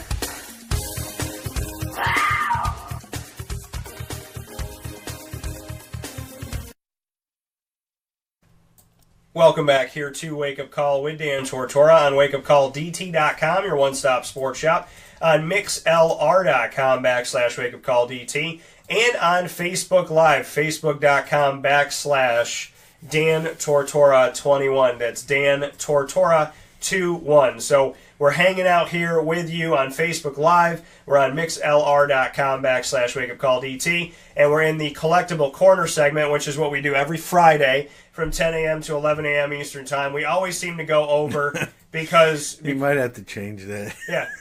From 10 a.m. to question mark is what we do every Friday. We go into, like soccer, we go into extra time. We have stoppage time, so is what we do. So we continue to move on, continue to move forward. This is Collectible Corner inside a Wake Up Call. John Newman of Newman Sports Cards, myself, Dan Tortora, you know what it is. And a big shout out to everybody who has supported the show, as well as gone on to wakeupcalldt.com and listened to the RSS feed, the iTunes podcast, the Podbean podcast, TuneIn Radio, Player FM, so on and so forth, Google Play, Apple, and went to the Right Now page, read our articles, and watched our videos on youtube.com/wakeupcalldt. If you can't tell, I don't do any work. I'm never busy, and we don't have any outlets for you to listen to the show. I love when people go, do people listen to internet radio? And I'm like, no, never. They don't. That's why I'm on it. So, I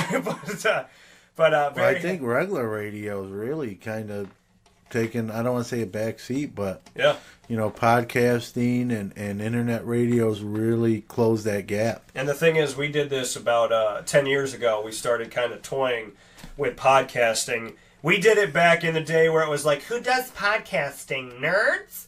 And then it was like, oh, and nobody listens to it. What is this just for? Is this just people want to talk? Did they really talk like that? They did. They were like, I think it's for nerds only.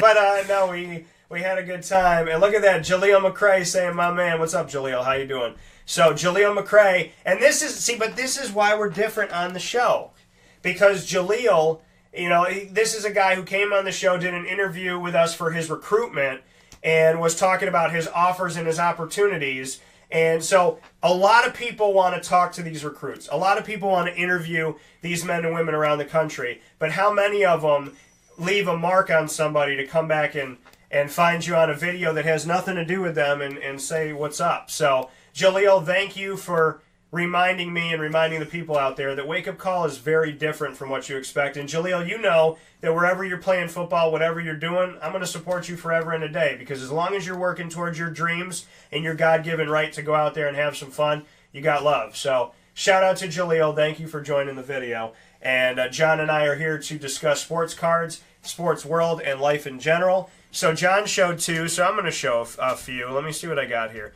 There's so many that I've gotten, I have a problem. So I really do have a problem. I'm a bad influence, I believe. You're a very bad influence on me.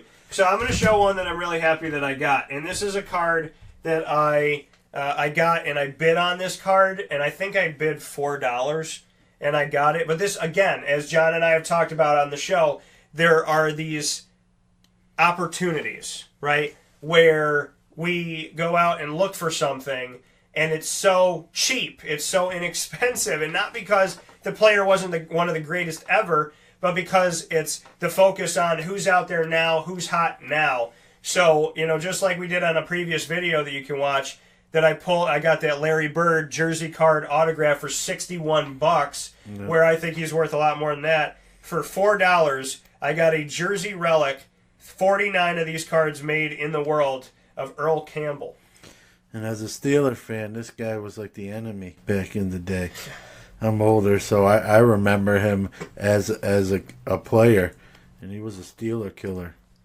Yeah, so here's Earl Campbell, one of the best running backs in the history of the NFL, with a jersey piece of when he played for a team that doesn't even exist anymore.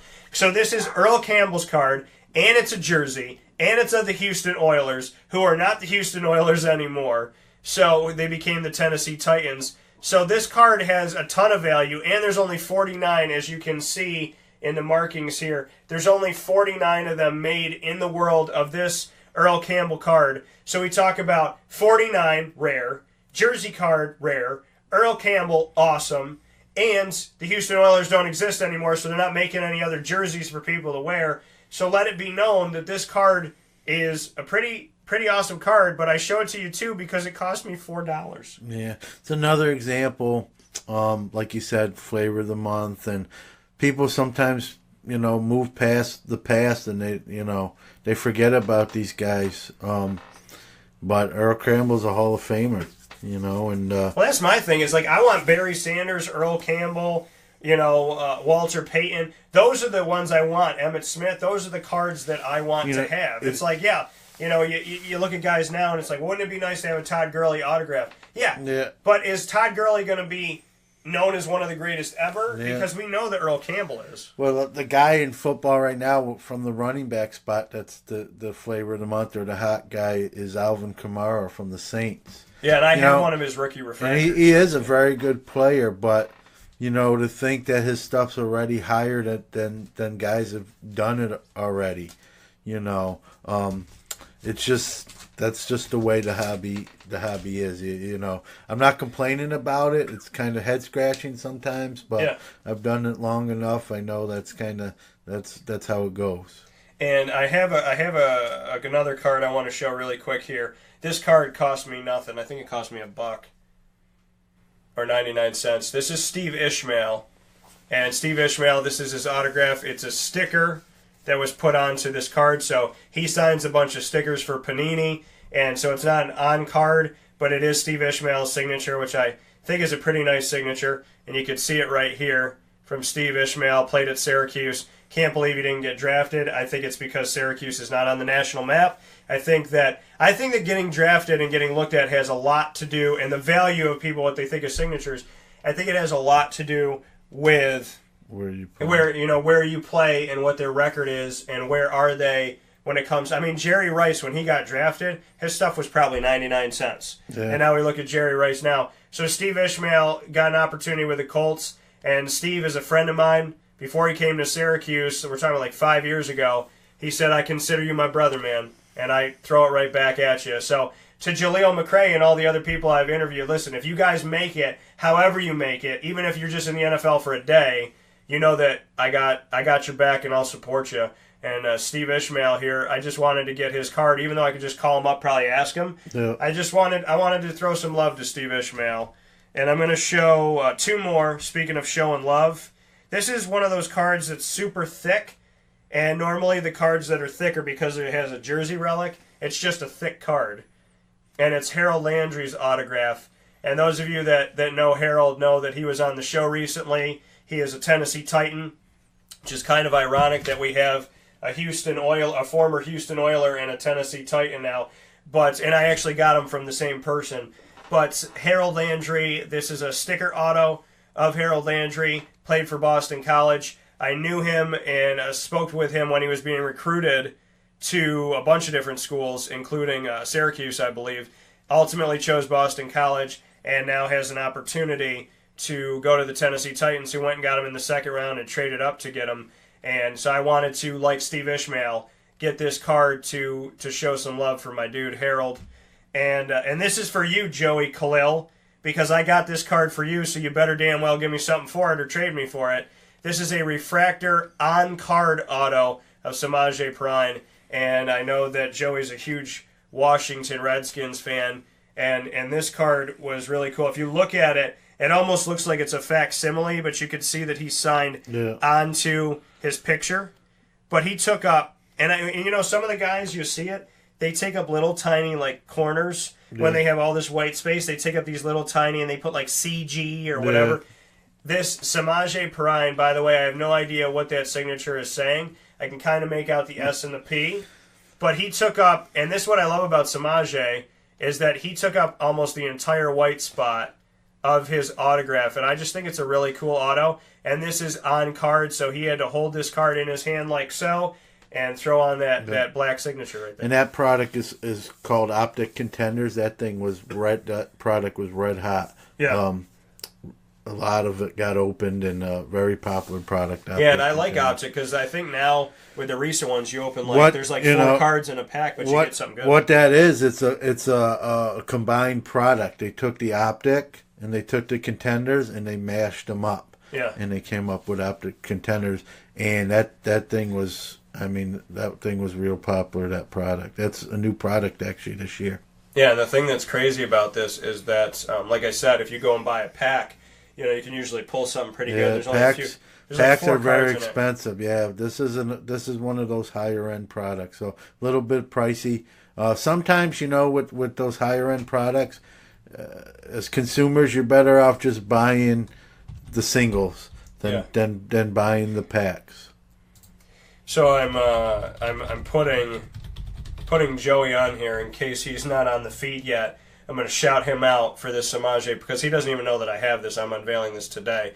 So we're here with you on Wake Up Call with Dan Tortora on mixlr.com/wakeupcalldt. You can also pick it up on wakeupcalldt.com's homepage, and we're live on video on Facebook here on facebook.com/Dan Tortora 21. That's Dan Tortora 2 one, so make sure you're hanging out in Collectible Corner. John Newman is always here with us on Fridays for Collectible Corner. We say it's 10 to 11. It's really 10 until we want to stop, and we do that for you because we care about you guys. So, John, you got more stuff? Let's see. Yeah, I got a few more.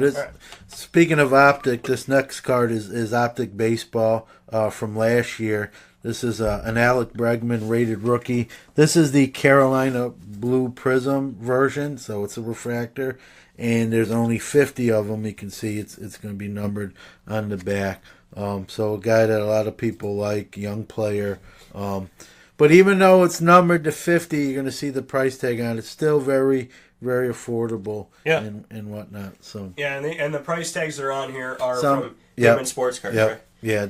So we have the Carolina Blue Prism, and I love Carolina Blue. And that's nothing against Syracuse. I love Carolina Blue color. Alex Bregman of Houston, and this is like John said, numbered to 50, but you can look at the price that's there for you.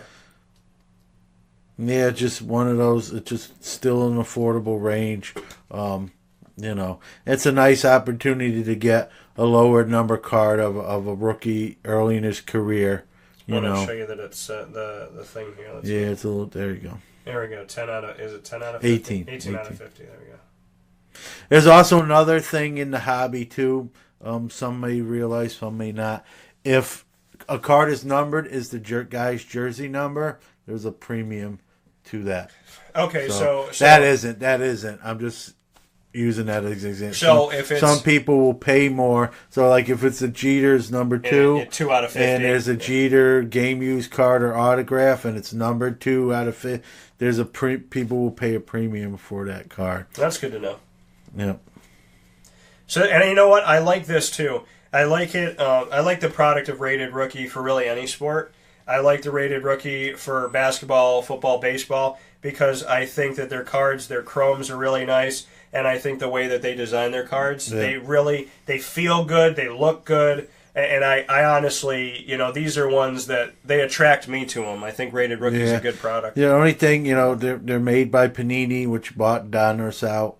It'd be nice if they got their actual license, and then they can, don't have to airbrush, the logos. Yeah, that would be like they did. I don't like airbrush logos. That's the only thing that kind of stinks about some of these products. Yeah. Is that it looks like everybody's wearing and the thing is, of old in the past, that's what they wore. You didn't have crazy logos. You had stripes. You had no stripes. You had gray. You had white. So back in the day, it doesn't really matter, but now, when you get an Arizona Diamondbacks thing and everything's shaded out and it's a purple helmet, but they can't show you this, and they can't put the logo, and they can't put the team logo, but they can put the name of the team. There's people that just won't buy that product. They're just because it almost looks like, and it sucks because I've bought some cards from some of these companies that are really, really good cards, but they look like they're knockoffs. Yeah, it looks like if you got a Michael. I always call them. I said to Kate, "Are you going to?" When she goes to New York City, I always say, "Are you going to Canal Street to get a couch purse?" Yeah. Instead of Coach, because it's like it's there, but it's not. Or a Folex. Yeah, or a Folex, or a Michael Kars, something like that. And God bless her in heaven, but I used to say Kate Snade if you were looking for a Kate Spade. So. But let's say I have a few more. I still have my big time one to show.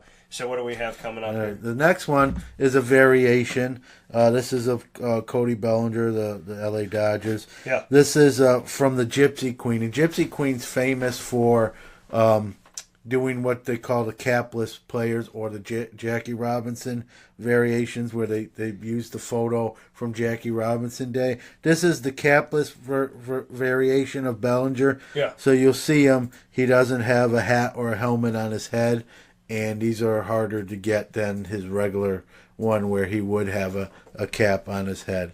Okay. So these are the ones that are harder to get because he's showing his full head here, full face. Yeah. So Cody Bellinger. So you're saying that there's other cards that have...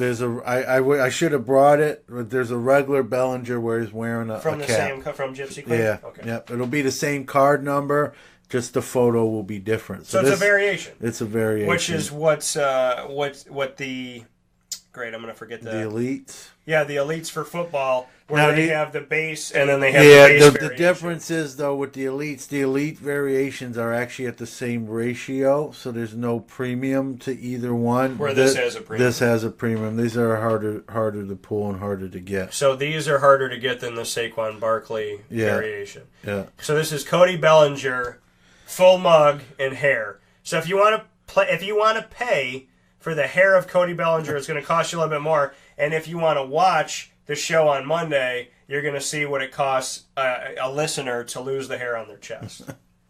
So here's Cody Bellinger. And for those that don't know what I'm talking about, Johnny, who's a longtime and devout listener to Wake Up Call with Dan Tortora, said if Golden State won Game 4 and swept the Cavaliers, he would shave his chest live on radio, and he's doing that Monday morning in the studios here. And before John gets back here next Friday, I'm going to have to disinfect the studios. I'm going to have to shake out my clothes. I might have some hair. Yeah, let's see. You got to see now the patch cards. I love patch cards, but I've become a little bit of a patch snob. That I want to have a patch that I can like make out the letter, or it's tricolor. It's something that looks like I'm literally getting like almost a full patch. And for those of you that didn't see a previous episode, it's like this. It's my Braden Shipley, where if you look at the patch, it's tricolored, but you could also make out that that's the R in Arizona for the Diamondbacks. Yeah. This next card is right up your alley, then, because this is a Hall of Famer in Robin Yount. This is from the National Treasures product, which is, again, high-end, 3-color. You can see the pinstripe, and you can see this looks like it may be from either the numbering on the Brewers jersey or potentially... I don't think it's the lettering because of the pinstripe, so this is more probably either from the front of the jersey, either the Brewers... script or the block lettering or the number. And the other nice thing about this, there's only 15 of them, so it's a low quantity produced. And if you see, and you can answer on this, John, because I got some cards that were made in the early 2000s. That's they're when they had the numbered of how many are available in the world. I feel like they're doing more of the lower numbers, 15, 20, where some of the autographs that I got from 2003 and whatnot, it's like one of 699. Yeah. I'm not seeing any of those anymore. I'm seeing like one of 50, one of 100, one of 150, or like this one of 15. And is that fair to say? Did they used to do more back then? I'm old, so I've been doing this a while. I remember where if you got a card that was numbered under 2000, it was like a huge deal. Yeah. Now, if you got something numbered 2000, no one would bat an eye. Let me unwrap here, because I have one. Because I'm going to show these on a later show, but I have one that I have something here that has a number that's like astronomical. Yeah. It's like this is one of something ridiculous. Well, there was a time, like I said, in the hobby where 2000 was a very low produced card. And now that wouldn't be considered. Yeah, like this one is one of 199. I have one of 250. And then I'm trying to see if I have the one that... But there are ones that say... This is of 99, so that was good. But yeah, I mean, I feel like back in the day, it would be like, you have one of 599, and you're like, yes! I remember. I can't remember the card. There was a Jeter card back in the day. It was numbered to 2000, and the thing was like... red hot. People were killing to get it. So it is true. And now a 2000, a card number to 2000, even a Jeter. Yeah. While it'd be nice, people wouldn't clamor over it in the same sort of way. Right. So and the thing too, it's the person that it's the card of. Mm-hmm. It's how much it's numbered to. It's the patch and what the patch looks like. Yeah, if you could pull off a better patch. So those are all factors in it.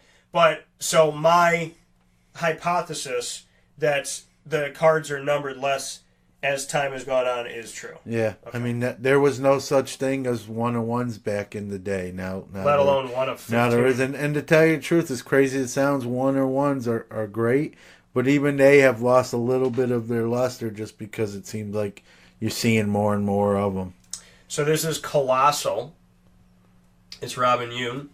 And it's 11 out of 15. And not only on this patch do you get a tricolor, but you get something I've never seen before and held in my hand, and that is that it is a stripe and a tricolor. So you're getting a piece of the numbering or the lettering, plus you're getting the stripe of the jersey as well. So this looks like it is a number because it looks like it's coming down the stripe and then the number's coming over the stripe. So this most likely is his number. Yeah, and it's smallish, so I'm thinking it's from the front side. Yeah, then most likely it would be coming down the one side of those. here. Yep. What else do we got here? I'm gonna show two of mine, and John's gonna show what he's got left. All right, this is a guy that's been recently in the news. He just got his 3,000 hit. Yeah. Mr. 3,000. Yep, Albert Pujols. Shout out Bernie Mac. Probably on the backside of his career, definite Hall of Famer. And this is his rookie from 2001 with Upper Deck, and it'll say Star Rookie right in that box there. And this is obviously a graded slab card that was graded 9 by Beckett Grading. So Beckett grades this 9 out of 10 mint. Centering is a 9. Corners are an 8.5. Surface is a 9.5. Edges are a 9.5. Albert Pujols, who, as John Newman said of Newman Sports Cards, got to be a Mr. 3000 here. And so we have a graded card that you can see here in the Beckett casing. And as you said, Beckett and what's the other company? PSA. PSA. So Beckett and PSA, the most notable and well-respected those are grading the two companies. big ones. Yep. So if you're going to have something graded, go to Beckett or PSA. Yep. Not that the other ones don't matter. It's really but the equivalent. value. Yeah, it's the equivalent of Burger King and McDonald's in the grading analogy of them. You know, we should say Chick-fil-A and Chick-fil-A and Bojangles. Yeah, Chick-fil-A is the best. They are good. I'm They're not gonna lie. Didn't you? I'm getting hungry now. But didn't you say something? Didn't you go on Facebook and say, "I'm not going to wait 2 hours and blah blah blah"? I'm not gonna wait 2 hours. I like chicken as much as the next guy, but 2 I hours. saw John said that, and I Look was at me. like, Do I look like I wait 2 hours to eat anything? It's not against Chick-fil-A. It's more the time. That's good. That's good to know. It's good to know that you went there. Because when I saw that post by John, I was like, I don't know if we can be friends anymore. Because you know Chick-fil-A is the best. Chick-fil-A is very good. There's Chick-fil-A, and then there's like I'll just say this, Dan. I don't wait 2 hours for any food, but Chick-fil-A is almost worth waiting 2 hours. Would you wait 2 hours to see me? Yeah, why not? There we go. See? So well, if the 2 hours, if I was, listening to you, do like I'd come early and listen to you do the show. So there's me, Chick-fil-A, his wife, his child, and everybody else. I'm gonna be living here now, so I better Listen, we got a futon in the all office. right, well, so get it ready. We got the office studio, so we'll get you on the futon. What else we got? All right, we got two more here? Yeah, there's some football. You know, Okay. we don't want to shut out football completely. And I will tell you that the guy that you just had, I sold one of his rookies that I had. Yeah, I was rummaging through stuff, and I found one of his rookie cards. Real popular guy right now. Tom Brady's former backup. He needed to get out of his shadow to make a career make more for money himself. than Tom Brady now. Isn't that crazy? Yeah. It's Jimmy G, and this is one of his premium ones. This is from Bowman Sterling, which is a chrome-like card. It's not numbered, but these things are really popular. If I wish I had more Jimmy G stuff because he sells pretty quickly. More too. Yeah, it's one of those things. It's hit or miss sometimes. So this is when Bowman was still around for football. This is Bowman, Jimmy Garoppolo rookie card. Yeah, this is actually Bowman Chrome Sterling. This is kind of another Topps mashup. Yeah, Bowman, and then they did their Sterling line. Topps Sterling, Topps Bowman. Yeah.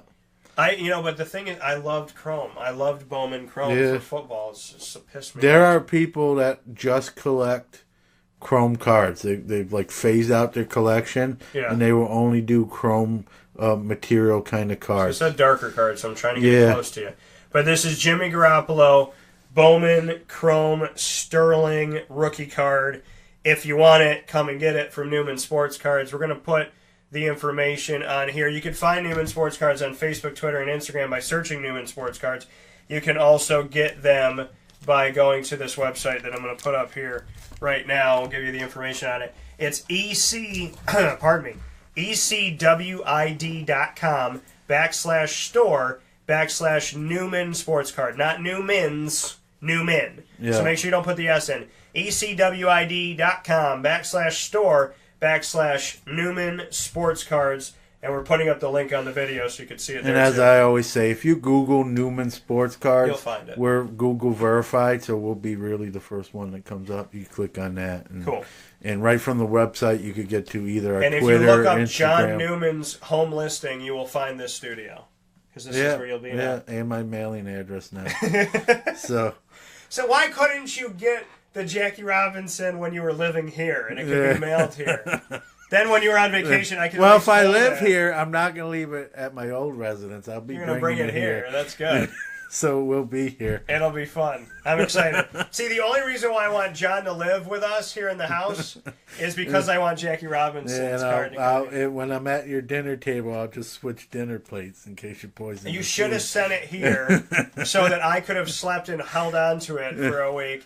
But that's true. And you know what I'll do? I'll make the dinner plate that has the poison in it, not yours. So when you're switching, you'll never know. Reverse psychology. Yeah. I like Listen, it. that's Italians and Hispanics. We got it down to a science. So, and Kim Mangan, thanks for joining us. So this is the last one I brought today, and again another football card, another high end product. Another on card because he ran over his foot.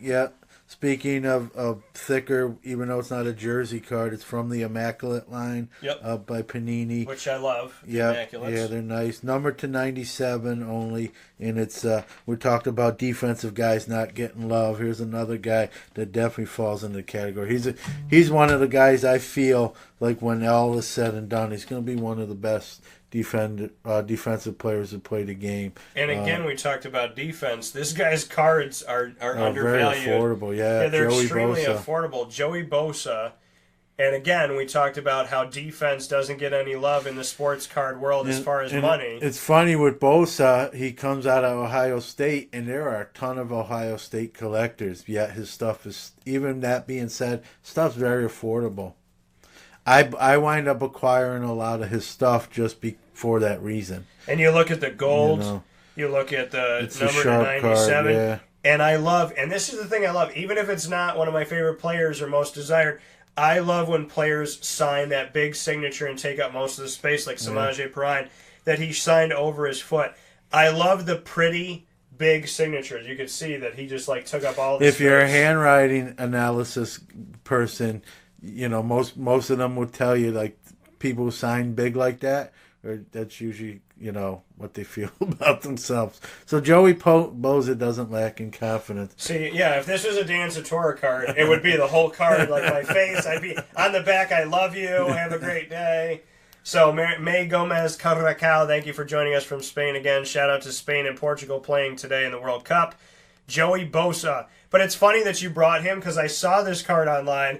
And the first thing I thought when you were talking about it was, it's so affordable. Yeah. Because you said he'll probably go down as one of the best defensive players in the NFL. Barring injury, yeah. But he's affordable. Yeah, and he will be probably even when he retires. And the thing is, J.J. Watt with injuries and stuff, you probably get his autograph for, I don't know, $5, something like that, $10. But yeah, Joey Bosa, it's funny. As soon as you said probably a Hall of Famer, I was like, why is this stuff so cheap? Yeah, but that's the whole defensive things. Guys don't get the same love as those wide receiver, running backs, and quarterbacks. So I've had to hide this in studio. I've covered it with cards. It's now covered with a piece of paper because I didn't want John to even kind of see it. Did you not see it? I haven't seen it. Okay, all right. I'm being honest. You're being okay. So I'm going to show two cards to round out today's show on Wake Up Call with Dan Tortora, and Joey just got on here and put that up, and I'm letting him know. I'm putting out here. I have a Samaje Perine refractor on-card auto because I know that Joey is a huge fan of this stuff. So we're letting Joey Khalil know what's up. I'm going to show you two cards. We're in Collectible Corner on mixlr.com/wakeupcalldt, facebook.com live video, facebook.com/Dan Tortora 21, the number 21, and we're on wakeupcalldt.com's homepage where you can pick up the live feed to MixLR as well. This is called Rookie Gear National Treasures. For some odd reason, I never have bought a National Treasure pack or National Treasure anything, but Well, if you buy a National Treasure, it's actually a case. It it's a case. It comes in a case. And it comes in a metal briefcase. Well, that's the thing. It's over $1,000. So yeah, and if you do that, I probably wouldn't tell Kate about it. You might be in trouble. No, and if it's coming to the house, maybe I'll send that one to your house. So this is National Treasures. There's 49 in the world, and the reason why I got this card was 2 reasons. The second reason was because it's a patch that looks like a double patch because they separate it with a piece of the card. So this is most likely the logo for the Baltimore Ravens. The number one reason why I got it is because this guy played for Navy. My grandfather was in the Navy. My great-uncle was in the Navy. And I got this card because I really, honestly, I respect people in the Navy that serve in the Navy, the Air Force, Army, National Guard, all that stuff. And so I got this card to show love for Keenan Reynolds, and I also cover Navy in the American Athletic Conference. So this card didn't cost me that much at all. There's 49 in the world. It's a beautiful patch of the Ravens, and it's his on-card signature, as you can see. There's no sticker. So this is an on-card rookie autograph patch of Keenan Reynolds in my support of him and my support of Navy football and the Navy in and of themselves. So shout out to Seawolf Brewery, who I know is in big support of Navy as well. I know that their management team would love for me to give this card up. So there's Keenan Reynolds, folks. Is it 4 colors, I believe? That is a 4-color patch. It is white, gold, purple, and black. So this is not even a tricolor. This is a 4-color patch. Yep. And my final... This is the one? My final card. Joey, I'm happy you're on here now. This will make Syracuse fans very excited. This will make Cleveland Browns fans very excited. This will make fans of a certain movie very excited. It is extremely hard to get anything of this man because he played in the 50s and 60s. It's extremely hard to get anything of this man because he passed away at the age of 23 of leukemia. It's extremely hard to get anything of this man because he signed very little. It's extremely hard to get anything of this man because he wore very little, and back in the day, they had a jersey, couple jerseys, and that was it. This jersey is even more rare because it's not a Cleveland Browns jersey. It's not a Syracuse jersey. It's a jersey relic of a college all-star game that he probably only wore this jersey one time to one game. This is numbered to 25 in the world, and it is an Ernie Davis patch card. Yeah, that's cool. Dual color Ernie Davis refractor patch card from a player who is no longer with us, unfortunately. A player who never really got to play for the Cleveland Browns. Somebody who is a part of the only national championship ever won by Syracuse back when the Browns were good, and he's the guy that passed the torch to Floyd Little. So I've interviewed Jim Brown. I've interviewed Floyd Little. I've spent a lot of time and become close friends with Floyd Little, a friend that I really feel would, is there for me and is somebody that I've confided in and trusted. And Ernie Davis was my only missing part of the trifecta. So I hope to interview you one day in heaven, Ernie, when, I am 100 plus. And I can't wait to talk with you. I hope you got to meet my G-Mama, because she remembered you even in her late 90s, because she loves Syracuse football and basketball. So I can say that I have been around Jim Brown, been around Floyd Little, and the one person who I couldn't physically be around yet, I finally have something to connect me to Ernie Davis. Yeah, that's nice. That's nice. What do you think about this? That's sharp. I like it. Now, I'm going to be honest with you. Go ahead. I've done this a long time, so, most cards I see or someone, shows me some stuff, and I'm like, that's cool. This is really cool. There's only 25 of them, and like you said, this is from that college all-star game. Maybe the last jersey potentially we even wore. So just a really cool piece of history. And on a local level, besides the national level, on a local level, this really, really is something special. So yeah, and it actually, which I thought was really a nice tribute to him, is that it has his college statistics, but it has the Cleveland Brown logo. Yeah. Even though he was never officially on the field, it has the Cleveland Brown logo on here, respecting him as a member of the Browns. Yeah, he was drafted. He was drafted. That's where his career was going until, unfortunately, passed away. Tragically got ill. And it says Syracuse round 1. On the back of the card it says, the enclosed piece of jersey was cut from an authentic jersey personally worn by Ernie Davis in an official college all-star game. The authentic college all-star game worn jersey was obtained and is guaranteed by Panini America. And again, this card not just for Browns fans, not just for all my Syracuse listeners and lovers in Central and Upstate New York and all over the world, but because it's Ernie Davis, because they didn't wear a lot of jerseys back then, because this was a college all-star game, which means he wore this jersey for one game and one game only, because there's only 25 in the world, because he passed away at 23, so he didn't have the opportunity to sign and wear a lot, and because back in the day, as John has so nicely told us, they didn't have 20 different jerseys that they wear. Yeah. So this is rare in all senses of the imagination and in reality. It's a refractor, dual color, and if you look at the white, if you look up really closely, it looks dirty. And you can see it's got the seam right on there, man. Yeah, let me get it up closer. You can see the seam. That's great. And you can see that the white almost looks like it's browning. And if you know Ernie Davis, you know that he dirtied up a lot of jerseys running over people. So this jersey looks like he literally wore it and got himself a little dirty in the game. So, which we know Ernie was great for being. That's awesome. That's a really cool card. So is it safe to say that this out of everything I've shown, I mean, is it safe to say that this could be in the Hall of Fame of my collection? Oh, I think that's of any collection. I don't know everything you got, but out of this, what I've seen, that's the of all the cool cards you've seen that you haven't owned, where would this rank? I'm thinking about getting one now, or trying to procure one myself, because that's cool. And a shout out to, and he, like you said, Ernie Davis does not have a lot of stuff.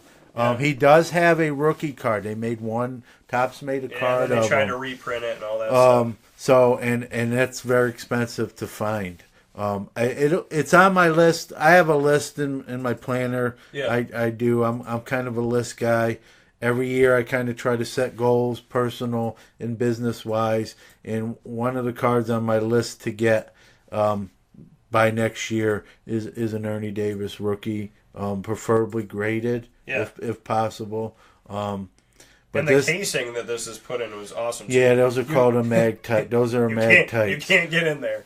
Not easy to get in there. It's held by a magnet. So yeah, it definitely worthy. You know. There's always a debate. What card? What's the value to put a card in a magtite? And there's no debate. And this is a card that should be in. And it's a 2010 certified. It is Panini. It says Prime. It says Mirror Mirror.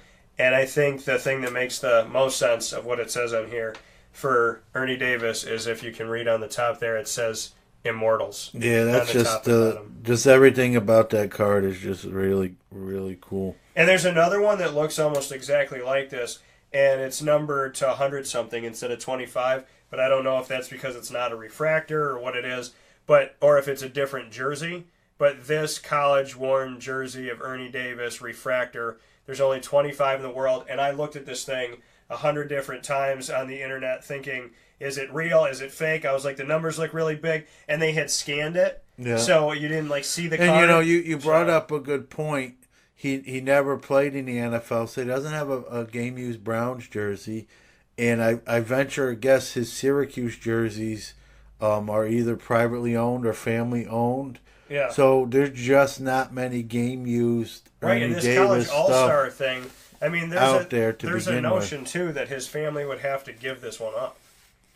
Yeah, I'm or a private collector that bought it at an auction, let's say, then resold it to Panini. Yeah. Much of the when Panini or Topps gets old vintage jerseys, one of the ways they get them is they buy them at auctions. Oh, look at it. They buy them from private collectors. Yeah. See, I'm still nervous because it's Ernie Davis that this isn't real. Is that a real card? No, this is real. This is really nice. I looked at this over and over again because I saw the other one that said number to 125, and I'm like, well, why is this one 25? Yeah. And why do they do that with some cards that look exactly the same? Some will be numbered low and some will be numbered high. What I'll do is I'm going to do a little research because it's from a college all-star game. Yeah. I'll try to find out how many of those he actually played in. Maybe it's just one. Okay. And And then you can even furthermore, if you find out it's only one, you can maybe get some pictures from the game itself and see. You can see it's a blue jersey with white lettering. And there's, truthfully, I don't know, that's the jersey there. When you look at this card, because he wore 44 at Syracuse. And he's wearing 45. 45 in this college jersey. And I know it's in black and white, but that looks like it would be blue color. The stitching of the number. So they actually... It almost looks like it would be and part of the number 5. I'm wondering, I have to do some research. I got to think he played in probably one college all-star game, because I got to think that was relegated to graduating seniors only. Yeah. So, so when you think about that, it's those, who knows where those Syracuse Ernie Davis jerseys are, other than maybe with his immediate family. Yeah, with his family. And he didn't ever play it down in the NFL, so there's no Cleveland Browns game. But you're right. What he's wearing almost looks like it's the 5. Part of the 5. So I got to think, there's just not a lot of Ernie Davis game used anything around because of the tragedy of him getting ill and succumbing, let alone to leukemia. 25 in the world. Yeah, so this is, even if you try to look this up is this a great card, it's really this is a great piece. If we weren't in Syracuse, you had to factor in that's where we are. It's just even more magnified, Ernie Davis. I gotta be honest with you, when you were hyping this thing up, I was wondering what it was, not knowing what it was, and this actually was beat expectations of what I thought it might be. So, what'd you think it was? I really didn't. You kind of gave it away. There was a Syracuse guy. Yeah. I was kind of thinking basketball, like without knowing what it was. I was thinking basketball, and then when you start doing like the lead up to it, where you're talking about this kind of will bring things together. Yeah. I started to think football, but I just didn't even think Ernie Davis at that point. So that was cool. So this Ernie Davis card now in the Dan Tortora collection, and thank you to the gentleman that had this and put this up, and he actually discounted it before he sold it because he wanted to. I'll do some research, Dan. So, and I'll obviously tell you off air. But the next time we do this, we can also talk about it again. Yeah, because there is a card that looks exactly like it, but it's numbered higher. Yeah, I 25 in the I world. gotta think he only played in one of these college all-star games. I would think they only had seniors playing them. Yeah. So that means there's one jersey, and I gotta believe all his Syracuse jerseys that he did have either the university has them or his family. Yeah. So they're just not going to be a lot of Ernie Davis game use stuff out there. Just not. Because of the tragedy of the situation, his career was obviously cut short. And that, it's kind of like there's a premium on Roberto Clemente's. Oh, thank you. All right, that's all we have for you for today. No, just kidding. But who he kind of reminds me of in a baseball sense is Roberto Clemente. A career cut short, and Clemente actually played as a Hall of Famer, so it's not the greatest analogy. But Roberto Clemente's stuff's at a premium for that reason. There's just not a lot of stuff. When you look this stuff up, man, I found this card and another card. I found the rookie card. There was he at the Heisman dinner signed a piece of paper or something. There's not a lot. There's nothing out there. No, he's very. He's the short print in the true sense of the word. Just because, like you said, he didn't get to sign a lot of things. Yeah. It's because of the times and getting sick. Yeah, it's everything. Yeah. And back in the '60s and whatnot, and '50s. The industry wasn't like it is now. There were no game use cards. People opened packs more for the gum than the cards. Threw the cards away. So this is from a whole nother era. And there again, we talked about the Jackie Robinson card having history in your hands. This is another one of those cards that transcends just normal hobby stuff to me. Yeah. Very few things. I've been doing this a long time. Bigger here too. Yeah. very few things I'm like, wow, that's really cool. Like I'll say that's nice, Yeah. but I'm not really in awe of, let's say. But this is one of those cards. Yeah, I would keep that right there. So it's always on camera. That's just a cool card. That's a cool piece of history. From we know him here in Syracuse, maybe even more so than someone else. But a true football fan or fan of the game, Yeah. I think the movie The Express made him more of a household name to really huge other with parts recruits, with kids now in high school and prep school. So there's very few people that don't know who Ernie Davis is. Yeah. Just because first African American Heisman Yeah. Trophy winner. Yeah, Lamar Jackson wins it recently, but without Ernie Davis, does that ever again, happen? he's I hate to put him in the same boat in the Jackie Robinson, but in his own way, he has some historical significance. Oh, he broke down barriers. Yeah. I mean, we know that going to a game for him and just wanting to play football and get if the you ball, watch the movie or the history, he took some abuse too with racial overtones and people yelling stuff at him and letters and so yeah, he's on a very similar par to Jackie Robinson with what he had to deal with. A true king of the game. And to think he was here in Syracuse, and that he was the Elmira Express. Yeah, which is insane.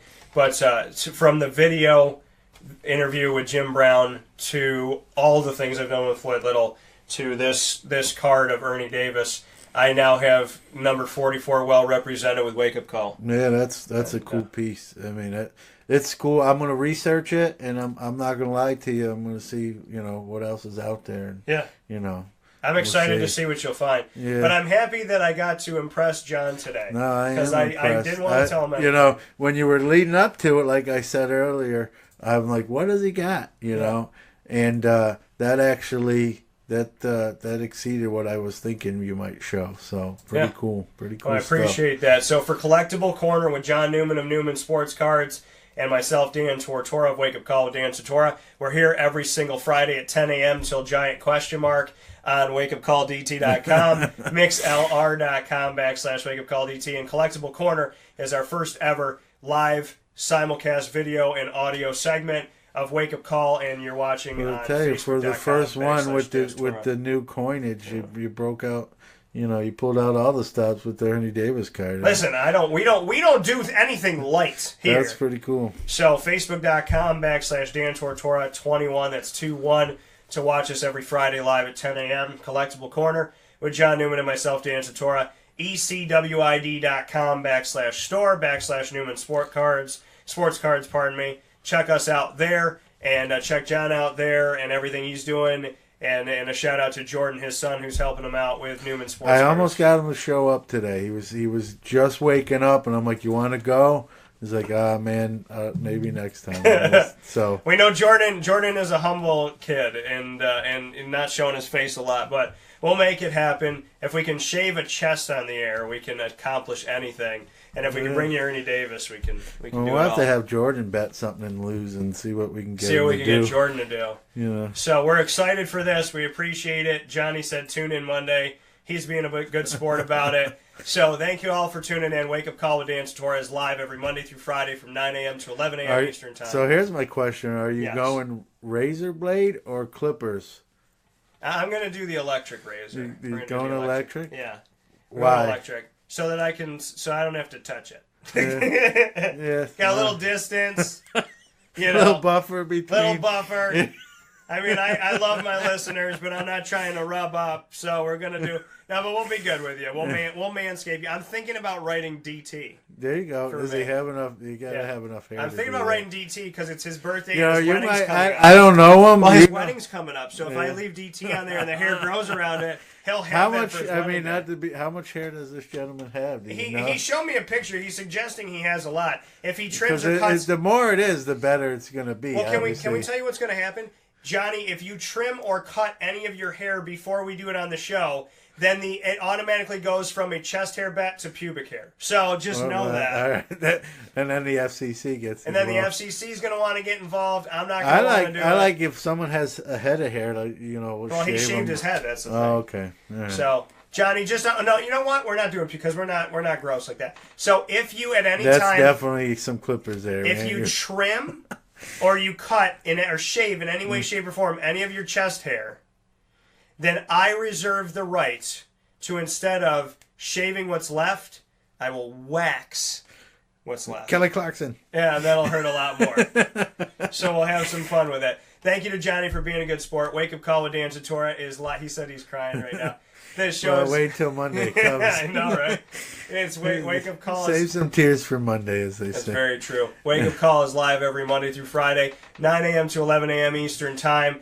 And we are on wakeupcalldt.com, live on mixlr.com/wakeupcalldt. Go to wakeupcalldt.com and get the RSS, the iTunes, Podbean, and the TuneIn Radio feeds for over 990 shows. We're about to hit 1,000. We have over 103,000 show downloads, which puts us easily over 300,000, 350,000 plays. Collectible Corner is here every Friday at 10 a.m. Eastern Time, exclusively on Wake Up Call. And it's our only segment that is on live video on Facebook as well, facebook.com/Dan Tortora 21. So for John Newman and myself, Dan Tortora, thank you so much for tuning in. We appreciate that we got to talk about God, football, sports, Ernie Davis, we and covered chest a lot hair. of topics. Yeah, and chest hair. So thank you so much. Who knew those all went together? They don't, but we made them go together.